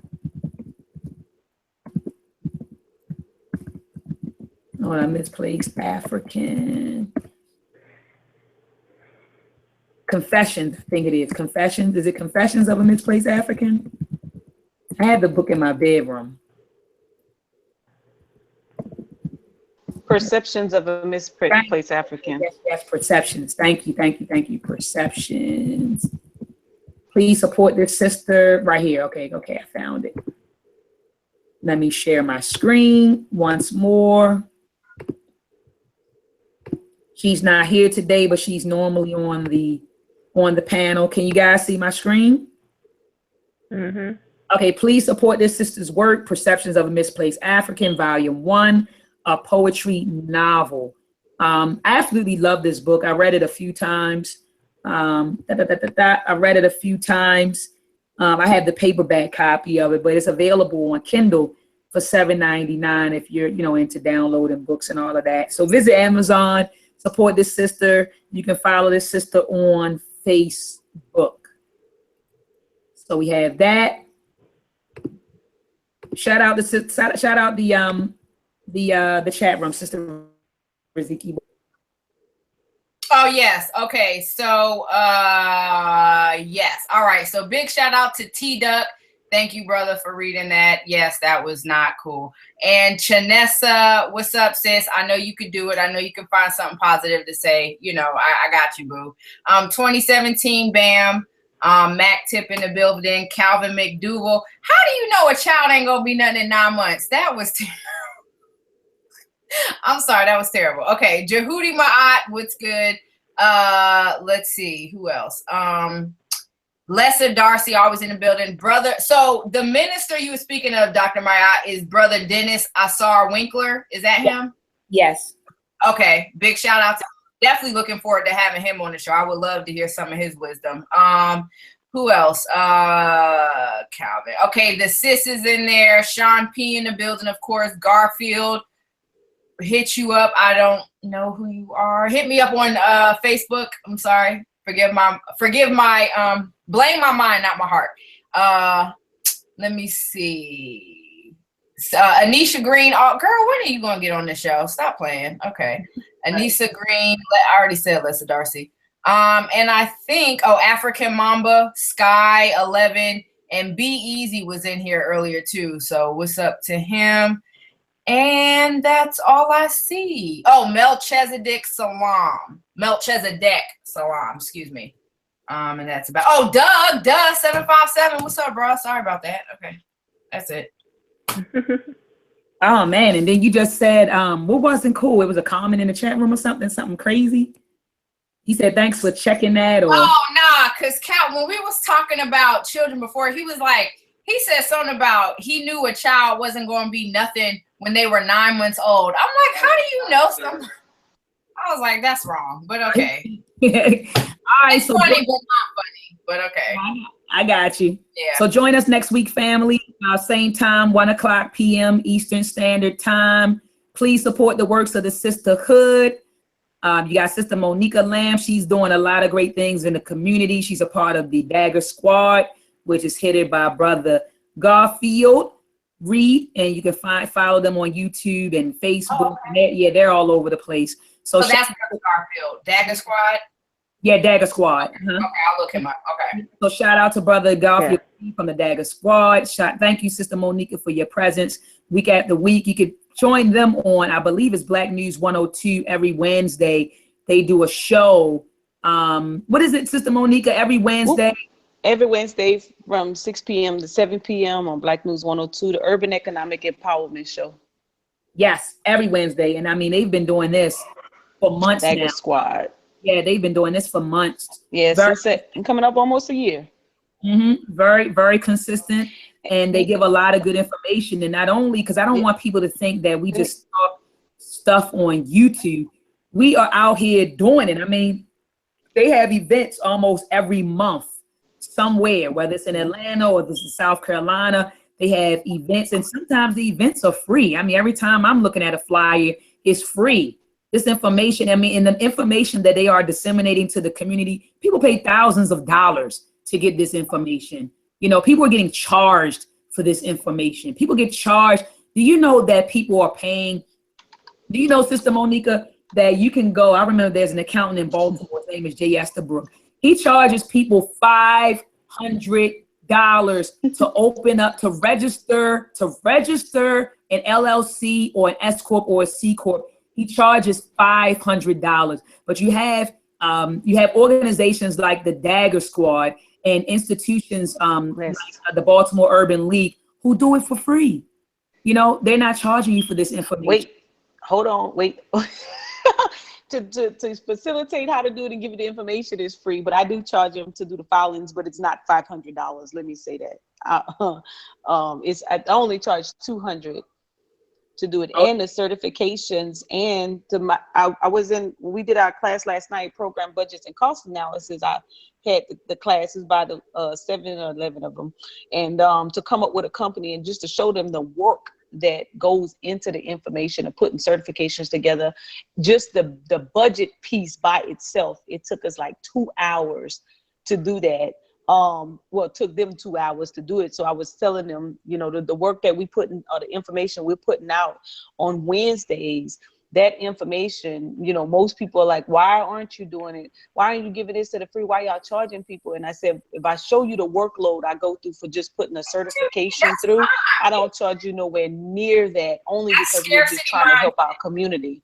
And like you said, Dr. Mai, that filing fee, that's $500. And every time you would come back for a registry fee with that, probably that lawyer or whomever that's doing it, they charge. And we don't do that because we want to see the success. And the fruit of the labor is that I have one of the companies that I help just got a cleaning contract at a college. Wow. So that's another, added to the resume. So we should be showing that success video today. And then we have many others that are working on it. So yeah, I know a lot of people, they frown upon us charging people to actually do work for them. But if I show you what we do, like Sister Riziki gonna have a testimony in a minute when she see all that paperwork that came through. Yeah, that's why I don't mind paying you. I don't mind paying. But let me be clear. When I was saying paying, I'm saying those free seminars and forums that you guys put together. You guys have been doing that for free, Sister Monica. Yeah. So yes. I understand what you're saying. Honestly, if you believe that she should do what she does for free. Like, are you kidding?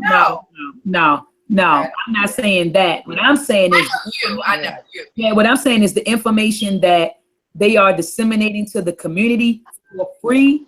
People are paying thousands or hundreds of thousands of dollars to get that information, and they've been giving it out for free. When you tune into YouTube on Black News 102, that's for free. When they have these forums and these gatherings or conventions or whatever, I know they had a few of them. You had 2 of them, I believe, in Columbia, South Carolina in the last couple of months. I don't think you guys charged. And I think one event you charged and then you gave away a whole bunch of free stuff. So, we gave back what you gave us. Yeah, you just gave it right on back. So, people kill me with that. And I don't understand, Sister Riziki, why people feel like you shouldn't charge. And if I go over and beyond and I'm giving you personal services, I have to charge. This is my time that I'm taking away to help you. I could be helping my family or, charging somebody else. And so Black people came up with this idea that because we look alike, I'm not supposed to charge you for anything.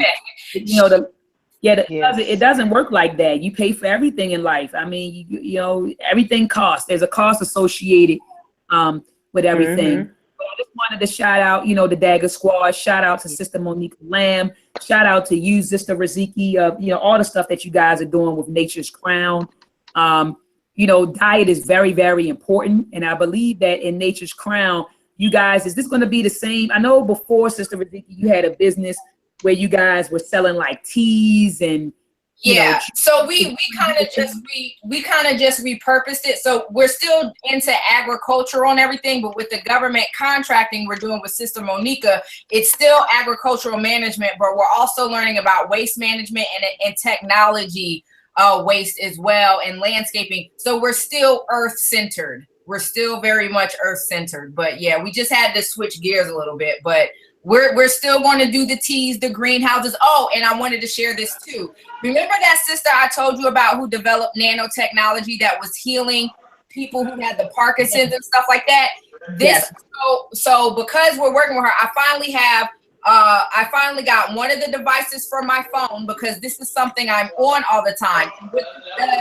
It bioharmonizes so that I'm not affected by electromagnetic frequencies. And this is a lot of the reasons why we're getting sick, we're getting headaches, we hear these buzzings in our ears because of all these electromagnetic frequencies that we're surrounded by. So of course, how I am, before I offer anything to the public, I test run it for myself. So this will be available via Nature's Crown soon, so that we could definitely start getting these in the homes and on the bodies of the people who need them. So yeah.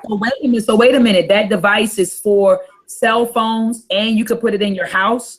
Yeah. So this particular device is for if you want to put it on your cell phone or your computer or the sockets in your room. But there's another device to where it's specifically for the whole house. It's called retrofitting the house. That's the device that I remember would cost about $7,000 for the whole house. So not only does it help lower your bill, it helps bioharmonize the water and pretty much, the whole environment. there's a separate piece, which is this one. It sells for a little bit cheaper, but like, you know, some people who have laptops, they may put them on their stomach. You can literally start to feel that frequency, like, you know, effect inside your stomach. But when I start to use this, like I'm not affected as much anymore. And this lady literally invented this for this sole purpose. She noticed when she was around a bunch of electronics, her, you know, like she would experience like pain and stuff. So when she developed this technology,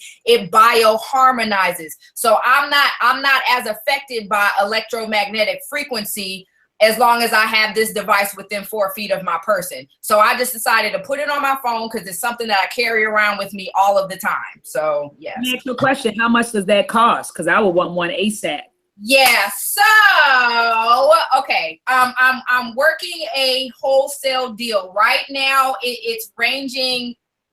It's about 80. It is about 80, but with wholesale, hopefully I could get a little cheaper. But this little device here is 80. This and I replace it every year. So, but the retrofitted one for your house, which is 7,000, it lasts longer. But yeah, so like I said, I'll email you the presentation. Like I said, the people who have the Parkinson's, who had diabetes and was blind and now they can see, in the presentation they give you their contact, because it's like, if you don't believe what I'm saying, you could go ahead and email these people if you want to.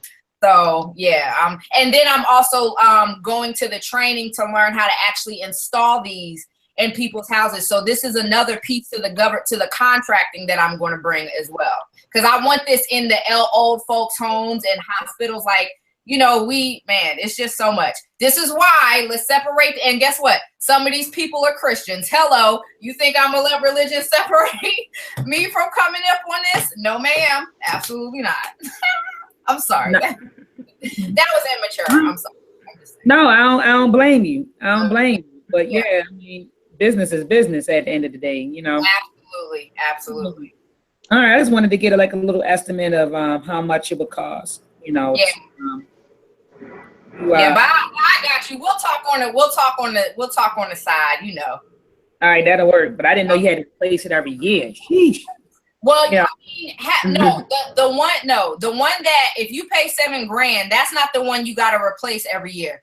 These $80 ones, I mean, yeah, like, you know, there is a replacement every year, but if you choose to get retrofitted, that's like 10, 15 years or something like that. But yeah, I mean, to me, that's not bad. $80 for a year, that's a cell phone bill in a month. So yeah, that's true. Yeah, that's true. Yeah. All right. Well, ladies, it was nice. I'm going to end the show. Do you guys have any final words for the audience? Peace and love. Peace and love. Peace and love. D, make sure you come through next week, D. We'll be looking for you now, sis. I'm gonna try. I usually work from 9 to 2 on Wednesdays, but I was off this Wednesday. So whenever I'm off on Wednesday, I always be here. All right, no doubt. All right, peace and power, family. Peace and power. Peace and power. Peace and power.